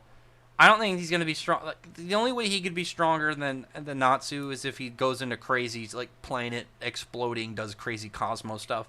But I don't want that to be Eden Zero. I've mentioned before, I want Eden Zero's big power level stuff to happen mostly with, like, ships. I want it to be more of, like, weapon-based. To where, like, you have characters with, like, really high levels of fighting capability and power and crazy powers. But I want, like, anything that happens, like, blowing up planets and, you know, the giant, like, battle power levels. I want that to be the ships and the weapons.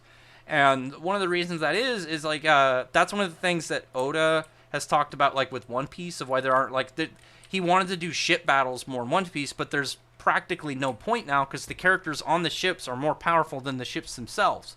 But like, if we get into like characters being in Eden Zero being able to just kind of like note planets and stuff, we'll be like, well, that's the point of like if there's a space battle, because then Shiki could just go out there and completely decimate him, put like a spacesuit on, use his ether gear and nope some big attack, and then crush a ship under gravity. I would prefer it if it was more set with the ships and stuff, and like power levels being advanced weaponry rather than individual characters. That's just my opinion, though. Obviously, it's up to Mishima. We just gotta. If it doesn't, then whatever. That's just my personal opinion of what I would like to happen. Let's see. Who between Jin, Homura, and Wise do you see being the strongest later in the series? Out of those three, Wise. I think Wise being kind of in the rival position on top of having a power that's amazing in Eden Zero. The fact that it's going to work almost anywhere they go makes him absurdly in a good spot. Like again, like Homura's is a really good power, Jin's is a good power, but Wise's is so good in the setting. Like if Wise was in Fairy Tail or Rave Master or in even in My Hero Academia, he'd have a good power. He's a technopath essentially. He can alter machines, but putting him in a series where there's almost always going to be machinery around you is amazing. That's a really good power. That's a fantastic power that he's always going to be relevant. In all honesty, if you explained Eden Zero to me, it's like, oh, this is a space exploration kind of style series. It's like sci-fi, and you didn't tell me who the main character was, and you just told me their powers, I would assume it's Wise. Wise, even though Shiki's power is good, like gravity manipulation, that's a really good power, but machine manipulation in real time in a sci-fi series is the best power like we've really seen. It's an always useful power that's going to just be vital to every scenario that they're in. The only way that it's not going to be a big time is if they go to like a planet that's like desolate of technology. They go to some big desert planet or something. That's the only way that it can be, it can be kind of like rendered out useless. And I don't really see that happening. Let me see. I think I'm about caught up. Nope, never mind. Holy shit, there's a lot of comments still. Damn you guys. No, it's all right. Don't worry about it. Where was I? Let's see. Who's there? It is. Have you read the beginning after? Wait. You should read Beginning After the End. It's a great web novel. I'll think about it. I'm not a huge guy on web novels and stuff. I'm barely into like webtoons. Not a huge fan of the Korean style. So far, obviously, like I've read like 4 Cut Hero I liked. I need to finish that at some point. But I don't know. Novels. I've always really liked. One of the things I really like about manga is I really like the portrayal. How they portray scenes, and I really love like the manga that I read generally, the ones obviously like I'm a big fan of.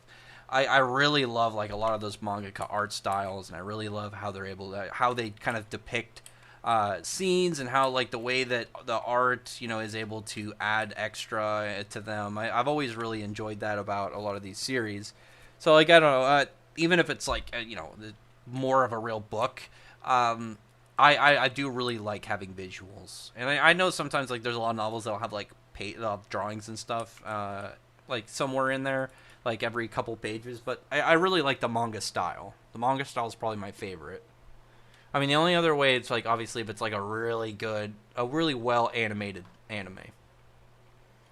Do you ever be interested in doing reactions? I've thought about it, but I don't know. I really like having the anonymity of on being online. I've always thought that was cool. I just like the idea of having kind of being like almost like more of a personality, and it keeps it easier to kind of like get the kind of what word am I trying to use? Kind of like the tone. It's more of like I'm some other weeb on the internet you're talking to rather than just some dude. I don't know. It's just my opinion. I've always really liked the anonymity of like of like forums and Twitter and stuff. I think people ruin it, and that stuff. That's why I don't like doxing and shit. Some people like to have their face. I don't know. Maybe eventually, but I don't know. As of right now, I prefer just kind of doing the voice. Maybe one day I'll do face cam or something. But I think actually, I think one of the reasons I've always really preferred just doing voice is once a lot of times I can sit really awkwardly in like my chair. I could put like my feet up on my desk and it won't look weird, and I could kind of just like slack and just Like one of the ways I sit is I'll lean really far down to where like my feet are at the end of like the backboard on my desk, and I'm almost like probably at like a 30-degree angle, like leaning from one end to another as I'm talking to you guys instead of like sitting straight up. Just getting as comfortable as possible. Let me see. More info at Zero. Oh, is it really?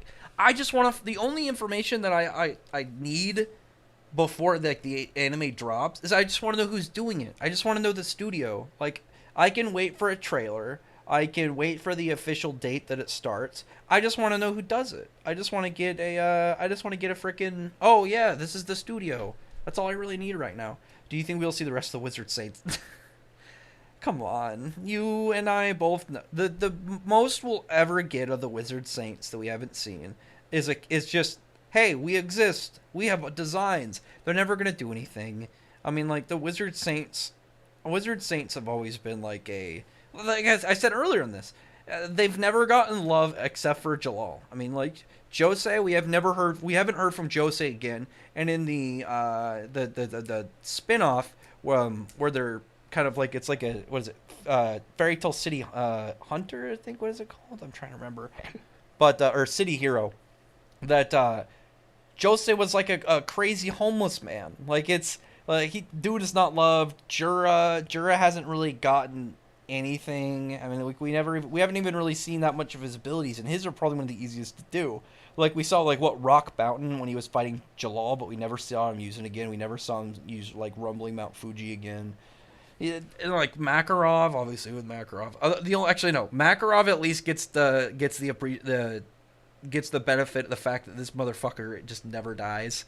So he's got the survival appreciation for Mishima, but other than that, like the Wizard Saints have never been too loved by Mishima. Dragon Slayers, on the other hand, that's like Mishima's love group. If you're a Dragon Slayer, you have a much higher chance of getting good treatment.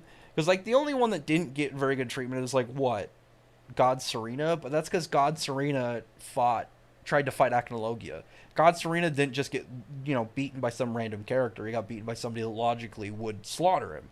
But like generally, otherwise, Dragon Slayers are pretty loved by Mishima, whereas the Wizard Saints are not. I don't think we're really gonna see much of the Wizard Saints. I mean, like I said, the only other way we're really ever having the Wizard Saints, it's like, hey, it's a Wizard Saint meeting, and then they get names and designs.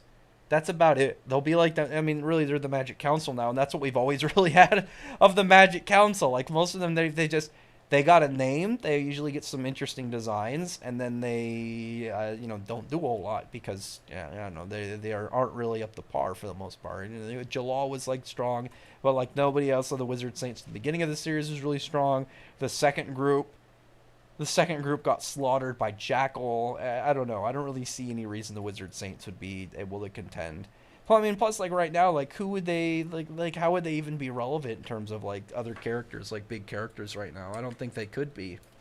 Like, anybody that's really going to be of value is going to be too much for them. Like, maybe, like, smaller characters, like lackeys, but, like, they're not going to do shit.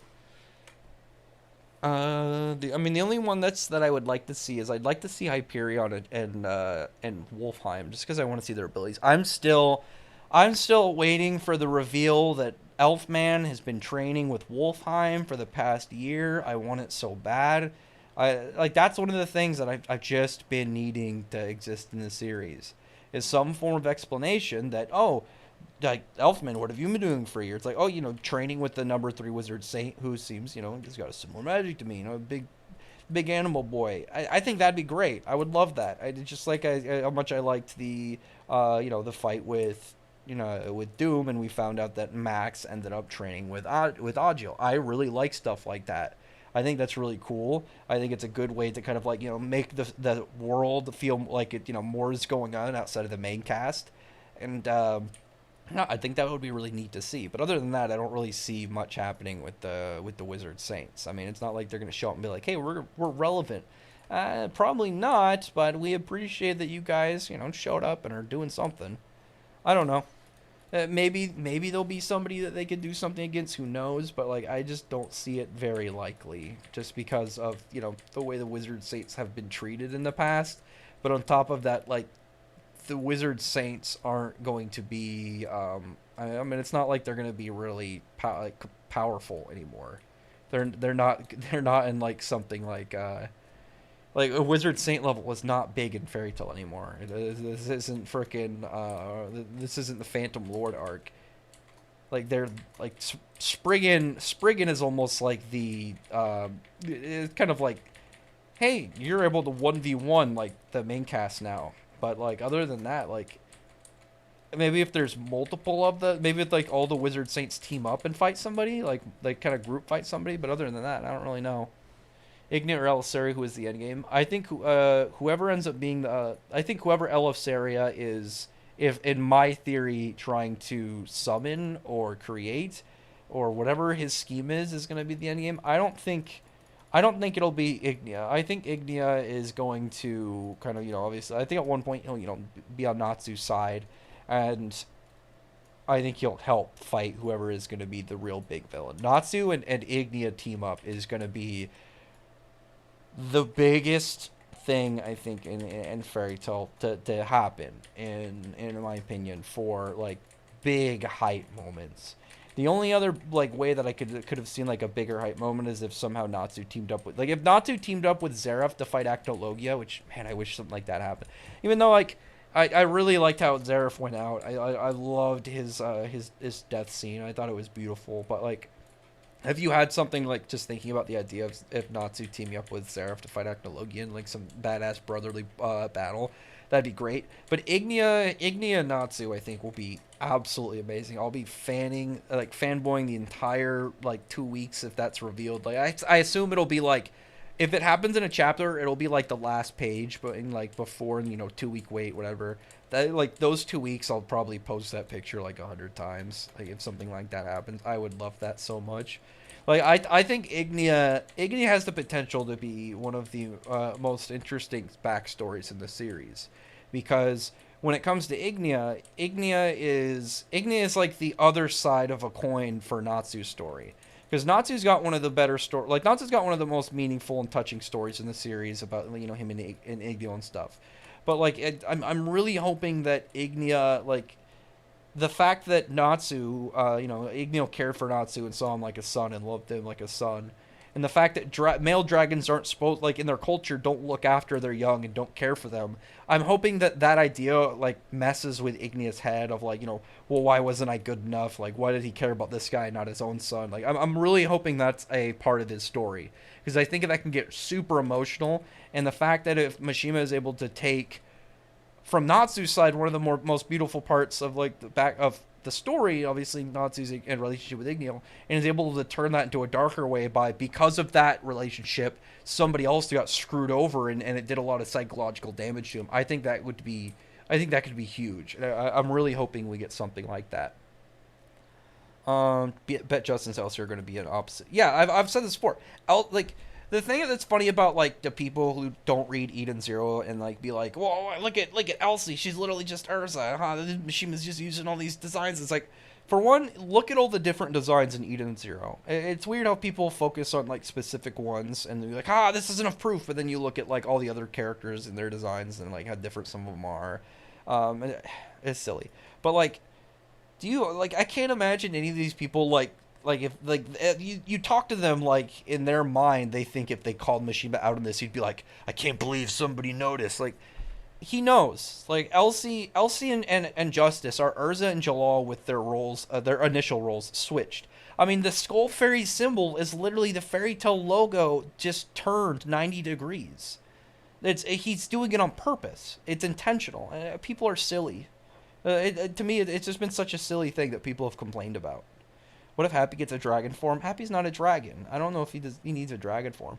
Happy. So if you've read the spin-off, Happy has a spin-off where he had his own power-up, where he had this kind of like he had this like energy around him, this heart energy, and it made kind of like this really cool, just like this heart-shaped energy around him.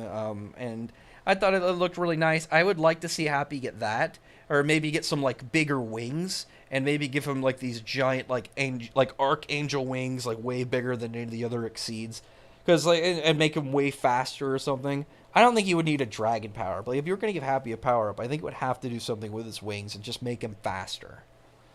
If he was gonna have, if he was gonna have some form of dragon power, I would hope it'd be like he somehow learns like a dragon magic or gets like enchanted from Wendy, and like the form is like his wings go from like an angelic style to like a dragon style, and maybe he just gets faster and he like hits harder or something. He's more, I imagine it'd be like Happy becomes faster, and because dragon stuff he becomes more durable, and he becomes essentially just like a living rocket that will, fly at high speeds and run into people. It'd be like that. That'd be kind of cool. I don't know really like what the point of that would be. I guess it would really depend on whatever the setup is.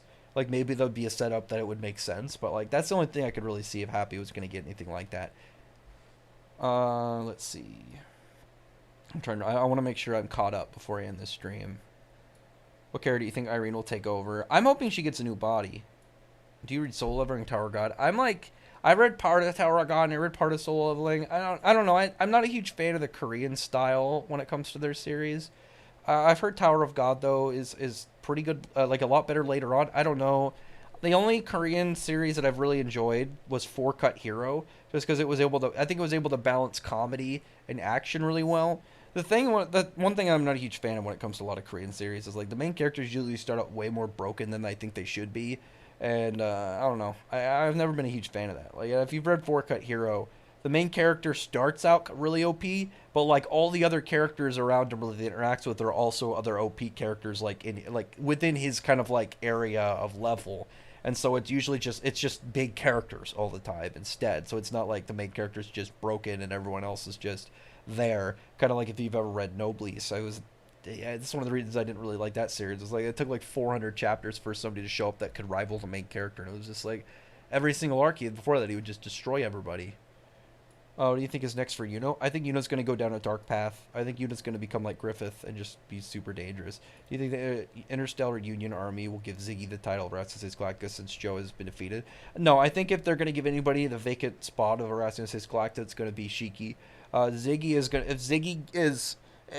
Ziggy was going to get really kind of like hyped up by him, I think they would have to kind of put Ziggy at his own position above them. I think Ziggy would need his own league because Ziggy should be that much more of a threat to them.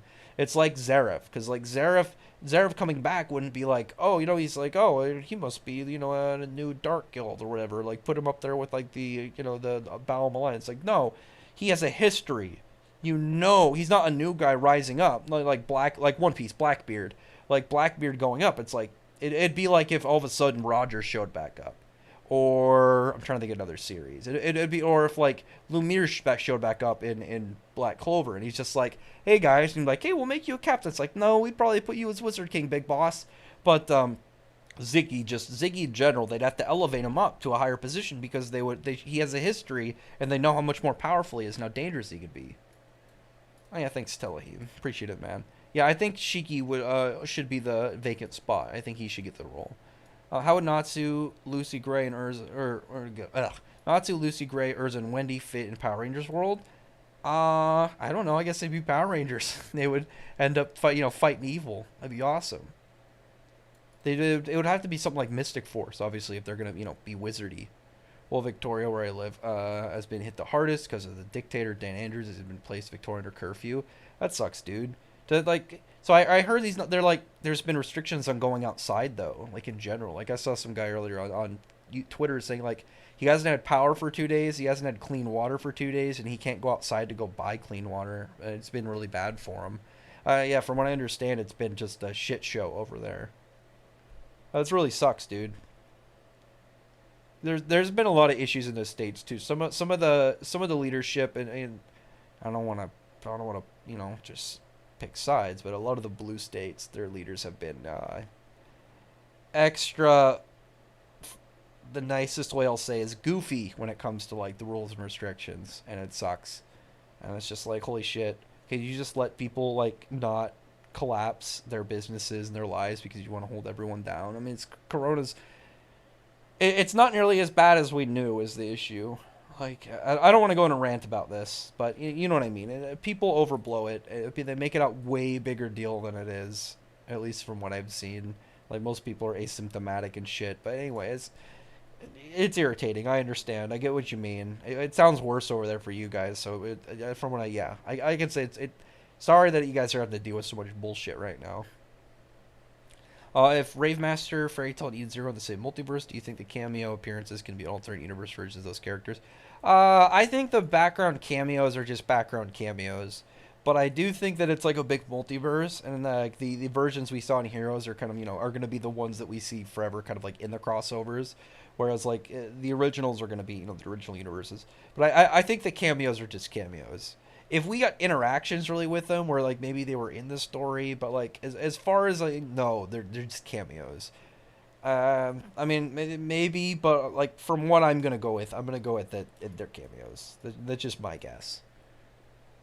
He used to lie of using state emergency disaster to exercise himself. Yeah, I saw there was like a lot of stuff with like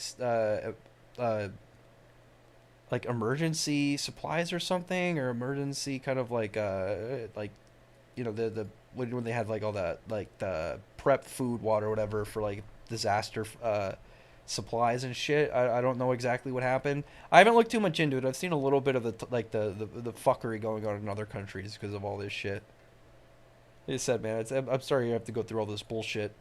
From what like there's definitely stuff that it's like social distancing and shit, and I think the masks are like I think forcing the masks are a little excessive, but like some places are going like way more than they should be, because it's like I think it's Colombia where there's people that will like because obviously there's corruption that will kill you if you're not following COVID lockdown shit. I don't know though. I haven't looked too much into it. It's just from what I've heard. I have no idea though. Like I said, I don't want to go too much into it, but yeah, I know some places are dealing with too much bullshit, and it sucks. Do you think the Allied Cosmos saga could be end with a full-scale war between Nero's forces and the Eden Zero? That might be that big battle that we saw in Rebecca's Dream. Remember, like right before the Dragon Joe arc started. Maybe it's a possibility. Yeah, man. Yeah, I'm looking at all your other messages telling you that sucks, dude. Recently picked up collected of season 1 of Black Clover on Blu-ray. I want to get the DVDs soon. So I actually got this. I got this DVD stand that it's like it's on like a platform, so it spins, and it's got 4 sides. And I only have a few shelves on one side filled up because like I don't have a lot of physical DVDs and stuff because like. I mean, for the most part, Netflix and stuff. So, like, I want to get specifically ones that I want to own and collect. Like, I want to get, obviously, like, Fairy Tail, Black Clover. Like, I have the Fairy Tail movies, but I don't have the whole show. I want to get the complete collection, the physical versions. And same thing with, like, Black Clover, and get a couple series, as well as, like, I've like, all the Evil Dead. I have, like, Evil Dead, and then, like, original Yu-Gi-Oh! I have, like, the full sets for. But like I want to get that and like some old movies. I want to get like Gremlins 1 and 2. There's a bunch of old stuff that I want, and then maybe some newer shows, and just get that laid out for that. It just looks nice, but also obviously I want to have physical copies of stuff I really enjoy. Your cat can be the channel mascot. My cat's yeah, you would have to draw all 3 of them though. I can't pick one. Well, I don't have one of them yet. I'm planning to get a 3rd one, and I have to have the 2 of them. I like both my cats. My when my brother was over last time, he's like, "Is that one your favorite?" I'm like, "I can't pick favorites. I like both of them. They're both really funny." Like I said, like one of my cats, she likes to sleep specifically like she'll sleep adjacent to my keyboard. She'll just lay like right up next to my keyboard, and it's always when I'm on my computer because she wants the attention. She knows where I am. She's a funny cat. Let's see. Recently, I already read that one. Let me scroll down. I think I'm almost caught up. I have to be almost caught up. Okay. No, wait. No, I'm not caught up. How much more is it? Let me scroll. What is this, like 20, 30 comments?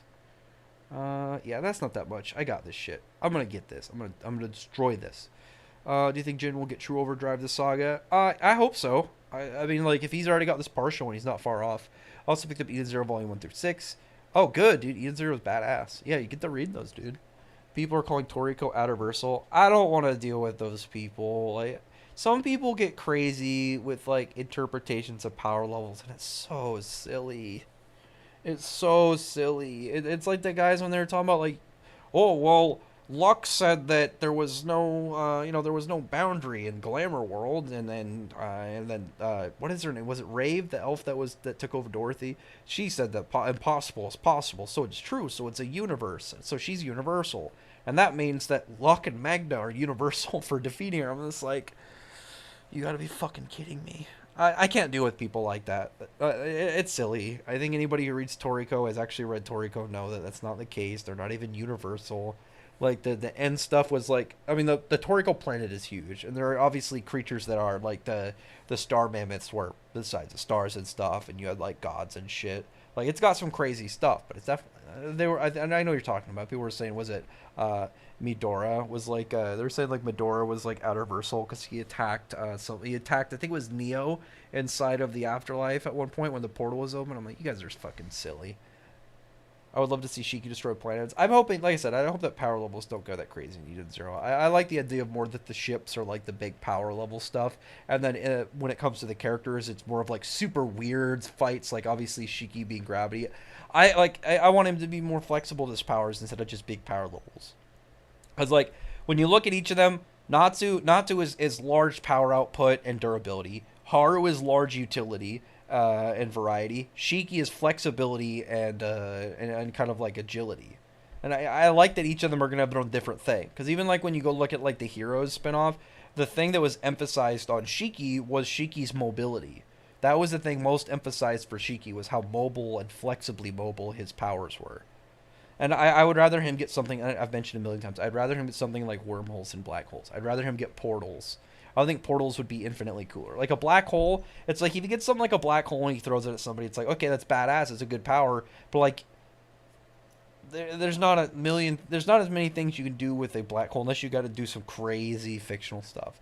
Whereas, like, imagine if Shiki has a wormhole. It's like he opens one, he's got a portal, he can go through it and attack somebody. You know, he can transport people.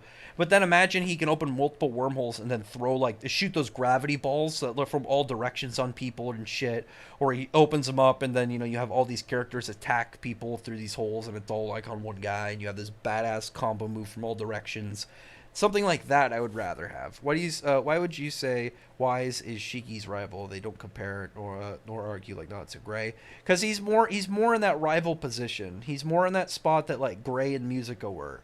Just because he's like not as like directly like hardcore like the rival. I think he's more in that spot. Whereas like Jin is more of like someone like Let or Gajil, someone like Wise, obviously, and we've even seen the comparison from Mishima, like Wise, Shiki, or Wise, Gray, and Musica are all in that kind of same category in his mind. It's not like Gray and Natsu aren't like the same level of rivals as something like the same level like Austin, who are always competing and are always kind of like they're literally competing for the same goal, but they still kind of like they compete off each other. They're able to kind of inspire each other. And, they are in that kind of adjacent position. It's not like full rival, but it's what I would kind of in my mind consider kind of like the rival role of a character. Shiki will need to be at least planetary to fight Ziggy by US. First, like, listen, as I said, you need to figure out how big Grand Bell is before you even make that claim. Because the planets in Eden Zero we've seen, they don't all look planetary. Their sizes have varied differently. You'd have to figure out how big that is. You'd have to figure out like what percentage of the planet was hollow. You're gonna have to figure out like for one, you would also have to put in the time that it happened, and you would have to divide the amount of power it would take to do that over the time that it happened, and then it would be that. It's not the same as like, oh, he hit it and it just collapsed and broke apart. Like obviously he used his power, and then the effect happened over the course of time before he left. There's more of a process to it than you'd think, and obviously the first step, scaling and the sizes you need. And I don't think Grand Bell is as big as like Earth. And like so far, none of the planets in Eden Zero have really seemed as big as Earth. They all seem like most of them really just seem to kind of be like countrysides. Like they don't seem that big. But we'll see. I mean, it's merely a matter of like, will there be a data book entry, or like people are gonna scale them? I don't know. I don't care too much. But we'll see. I don't know if he's gonna like Natsu burning infinity like an infinite level of an infinite supply of magic, burning concepts of reality where he's going up right now with like characters like he's gearing up to fight like Ignia and shit, and Ignia like scaling up to Acnologia and all these other characters who are like planetary threats. I don't see it happening, at least at the moment. Maybe, who cares? I mean, like, I don't really care in the long run. It's just not the way that I would prefer. Like I said, I would prefer if big, crazy power level stuff in Eden Zero is because of weapons and ships. Because if characters end up getting too crazy out, like, by themselves, then there's going to be no point of stuff like space battles. There's going to be no point in, like, the ships themselves, because then the characters can just do it. And then the ships are going to almost be irrelevant. And then, I don't know, I think it'd be kind of weird to have Eden Zero as the name, but the Eden Zero ship almost not be a thing, or not be a really relevant thing if Shiki could just do everything by himself. Natsu's like large island level something. Absolutely no, he's not. Natsu's like large to multi-continental in base. Natsu is way higher than large island level. Like even wall scales to large continental just from Ethereon alone. And that's just from scaling, and that's assuming Ethereon's like destruction is just base like size AoE. That's not including the fact of it like annihilation or even pulverization style of damage output. That's giving it the lowest level of style of damage output, and it's still large continental. And that's not even including things like Dragon Cry. Like, Dragon Cry should be below Natsu now. And Dragon Cry was capable of wiping Ishgal clean. And Ishgar is massive. It's fucking massive. It's like, it's multiple times the diameter of Earth. It's fucking huge. Like, the size, it's absurd. The size of Ishgal alone is huge. And Natsu also scales above the Phoenix. And the Phoenix was capable of completely wiping the surface of the planet clean. And the Phoenix is nothing compared to characters we're at now. He's absolutely nothing compared to like where we're at. Natsu's planet has more potency and high speed. Shiki's more than that. Just that. Wait, what? Shiki would need. Yeah, Shiki needs a lot more. And on top of that, Natsu counteracts Shiki. Like Natsu. The thing that makes Natsu also really dangerous, if you want to compare him to like Haru and Shiki, is Natsu's fire is really dangerous to their style. Because Natsu can fight Haru. Like, Natsu's got way more experience in fighting. He knows how to fight people with weapons. He's got a lot of experience fighting people with weapons. Obviously, fighting Urza for years and shit. He's shown he's been able to catch blades with his bare hands. I completely fumbled over my words for a second. Haru lost to Megiddo. From the level of heat around him in general was very dangerous for him, because heat radiation is in reality a very, very good ability in general, because heat radiation isn't the same as like Natsu punching you with the flames directly on him. Heat radiation is just going to be in general all around you, the level of heat that's going to be pressing on your body that's just in the area. And Ashura almost broke Haru's sword, and if you take Haru's sword from him, he's kind of in a dangerous spot, where it's like, good luck disarming Natsu. Whereas like Natsu's flames and ether, like the ether gear, like Natsu is just like, Natsu can burn the ether, like it's the magic in Fairy Tail is ether nano. It's literally like it's like pretty much the same power source. The only difference is just the way that it's implemented. But Natsu should still be able to burn ether just fine. I don't know why I went on this rant. Anyway, yeah, I don't see it happening. Like I said, I would prefer power levels in Eden Zero that are big. Stay with the big weapons and ships, because I don't want the ships to become irrelevant. I want the ships and the badass spaceships to stay a big part of the story. I don't want them to be kind of like I'm sorry to One Piece fans, but like I don't want them to be like ship battles in One Piece, where it's like they're never really going to be that threatening, because the characters on them are absurdly more powerful than anything the ships can do. And it's like, why the hell should I ever be intimidating if somebody starts shooting cannons? Why would anyone feel threatened if it's somebody shooting cannons at Luffy's ship? Is it Thousand Sunny? I was gonna say Going Merry, but Thousand Sunny. It's like, okay, cool. They're cannonballs. They can smack them back. It's like, it's not gonna do shit. But like I don't want that happen in Eden Zero. I want the ships to stay relevant. What arc do you think is the first season of Eden Zero should aim at? Let me think, because obviously the first season is. I think it should end. I'm trying to think. I think they should do. I don't think they should do 12 episodes. I think they should do 26. I think they should do a 24 episode anime and then end. What? Hang on. What chapter did Shiki beat Kurenai? Was it 60 or something around that? I think it was around chapter 60. I think that would be the best spot to end season 1. Let me look really quick. What a chapter is that? Is that called? It's like Gravity's Gonna Crush You or something. Enter Arsenal. Where is it? Damn, that's way further than I thought it was. Shit, where is it? Let's see. I'm trying really hard to remember what chapter it's called. It's obviously before, like, this stuff with, I think it's 66? Is it 66? Yeah, I think 66 is where it's at.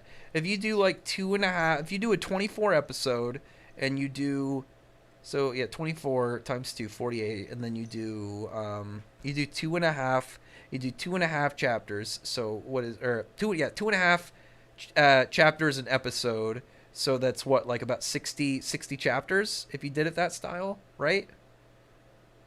So, yeah, I think that would work out if you did about that and then maybe made a little bit, some of them a little bit more, like put 3 in a couple. I think they could do that because that's what they did with Fairy Tail in the first season. Oh, first season is like, what, all the way through the Fighting Festival? And that's like 48 episodes, maybe something kind of like that. But I don't think it would, maybe not that long. I don't know. I'm trying to think of the lengthwise. I think the best spot probably to end season 1 would be through maybe Kurenai, because I'm looking at the other arcs because, like, if it went through Digitalis, it has to have a big end to the first season is the thing. That's the thing if you're going to do it, like, what you would consider a season as, like, the first attempt to get it in, like, a good spot to get renewed. I think the first season has to have a big ending. So if you did 24 episodes at around 2.5 to 3 chapters each, kind of packed it up a lot in the first season, and then ended something like that, I think that would be a really good spot to have it, in my personal opinion. Wizard Saints and Godslayers minus Shelley's. The Godslayers definitely, they get a good first showing and then they kind of get dicked, but Wizard Saints, aside from Jalal, have never been the best treated. Guillotine Island, seriously. Yeah, Island is way too small. Like, that's, like Brandish was able to casually, with no effort, fuck with Islands. Yeah, like, it'd be crazy. You think Ignia is the only dragon god close to... I think they're all around Acnologia's level. I think Ignia, though... Ignia, I could see being above, like, regular Acnologia. Or at least human Acnologia. I could see that. Obviously, I don't think any of them are above the space between time-consumed Acnologia. The dangerous thing about Acnologia, like, any of them 1v1ing Acnologia, I think Acnologia would win. One of them could have a higher power, like, if one of them had a higher power level than Acnologia, like, in general, just had a higher, like, level of damage output, then it obviously wouldn't really matter too much, because of Acnologia's just general power advantage, like the way that his abilities worked. That could be one thing. And I would assume that over the last 400 years, Acnologia wasn't really training. He was more wandering and doing stuff after, he drove the dragons near extinction with the remaining just hiding away. But I could see them around it. I don't really believe too much in, like, the idea that they're all above him. I could see one of them being above him in some aspects, but other than that, that's really kind of like the only belief I have towards their levels in comparison is. I don't think they're all above him. I could see one of them maybe being above normal Acnologia. Well, all the dragon gods are already confirmed near. Yeah, I think they're all near his level, and then maybe Ignia will be stronger. Strongest Otsutsuki Natsu can beat. I think Natsu would be fine against any of them. Like, Natsu's pretty broken, and the thing about Natsu's fire is it would be really, really useful in Naruto. It's like you're burning essentially like any jutsu they send their way, and Natsu's physical capability is already enough to compete. And on top of that, like, his fire is broken, so like he's gonna be super dangerous to them. Like, there's definitely stuff they could do to him, but like look at something like Karma. Like, Karma would be useless against Naruto or against Natsu. Like something like Boruto's Karma, absolutely useless against Natsu.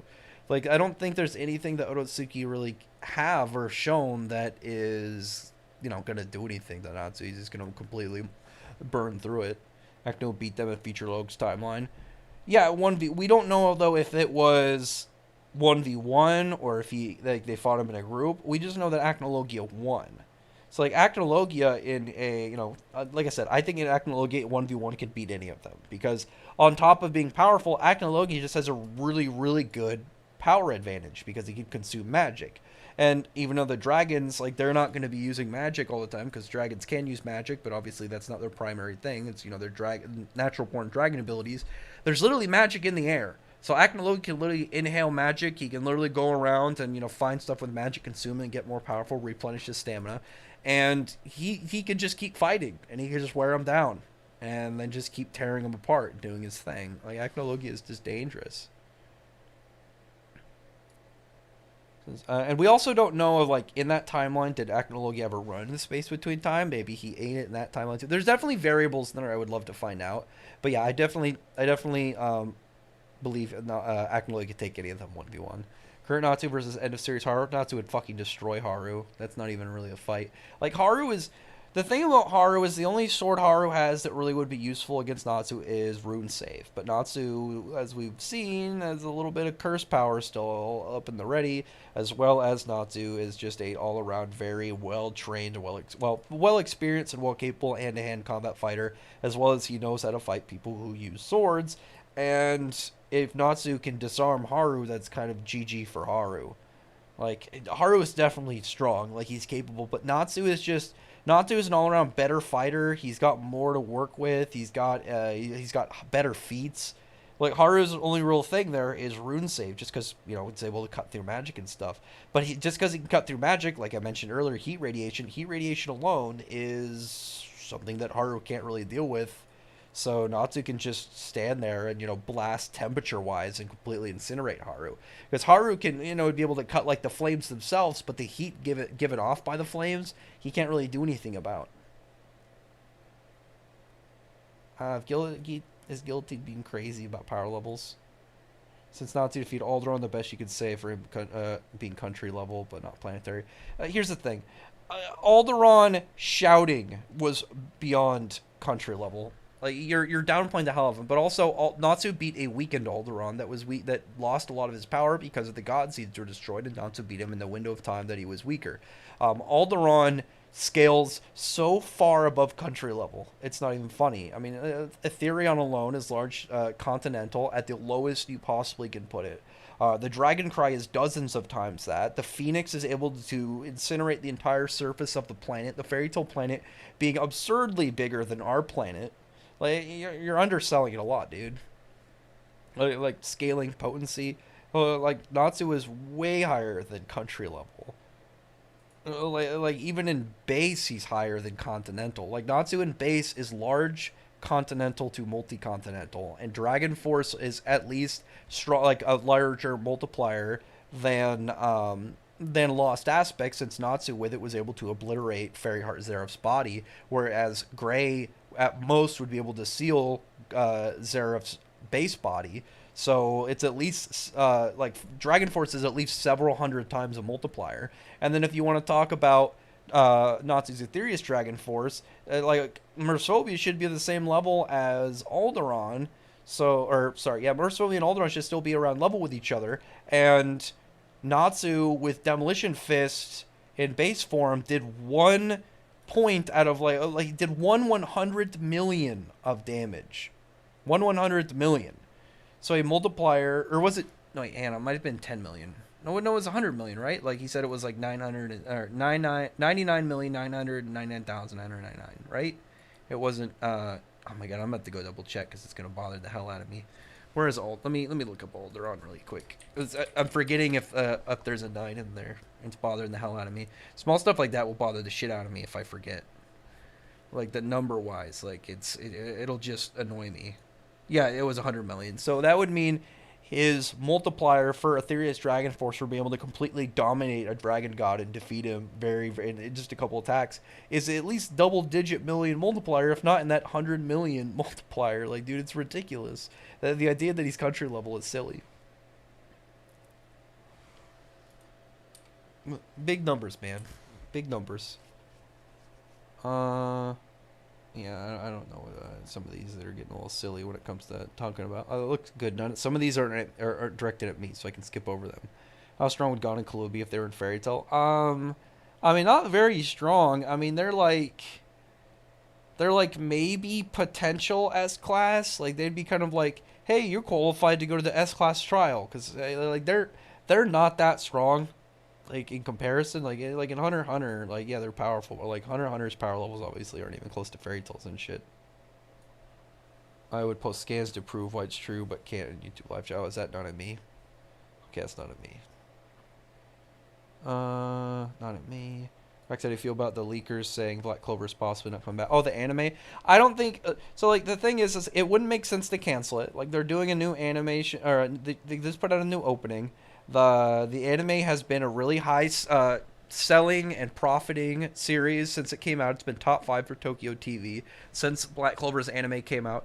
The most I could really see is there's a break to build a bigger gap between the anime and the manga, so they don't get caught up, so they don't have to run into an issue of having to do a bunch of fillers again, kind of like what what Fairy Tail's did it. I guess you can't really count Bleach, but that's kind of how Bleach is doing it now. But you know what I mean? Just a break to build a bigger gap between where the anime and the manga are. But I don't think it'd be canceled. That wouldn't make sense to me. There'd be no reason to cancel it. It makes too much money. And it's also, like, even on Crunchyroll, it's one of the most viewed anime they have. And that's while being weekly. That's not like a seasonal thing like My Hero. Let's see. I'm talking about fights. I don't care right now. I want to get through this. It's been almost 3.5 hours. Like some people argue that Shining Stars minus Samora would get killed off, pass their powers.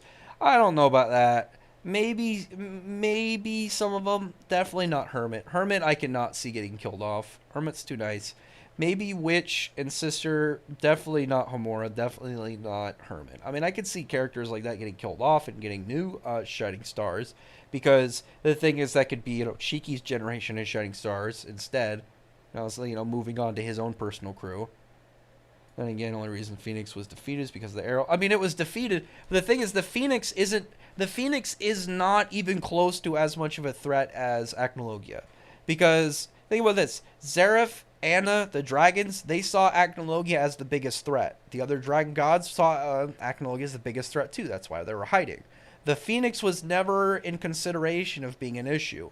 Because the Phoenix, though powerful, was not nearly as powerful as, something like Zeref, something like Acnologia, something like probably even the White Witch. I mean, it was powerful, but it's not that much of a big deal in comparison. It's like how Ethereon is powerful, but in the long, in general, like you'd look at the Ethereon and be like, yeah, Ethereon's powerful, but like where it's at now and where you'd compare it to like the big characters like near the top, of course not. Like it's powerful overall, but like it's like comparing Abyss Break at the time of versus Abyss Break now. It's like Abyss Break back when it was introduced, like, damn, this is a really powerful spell, versus now it's like, no one really cares.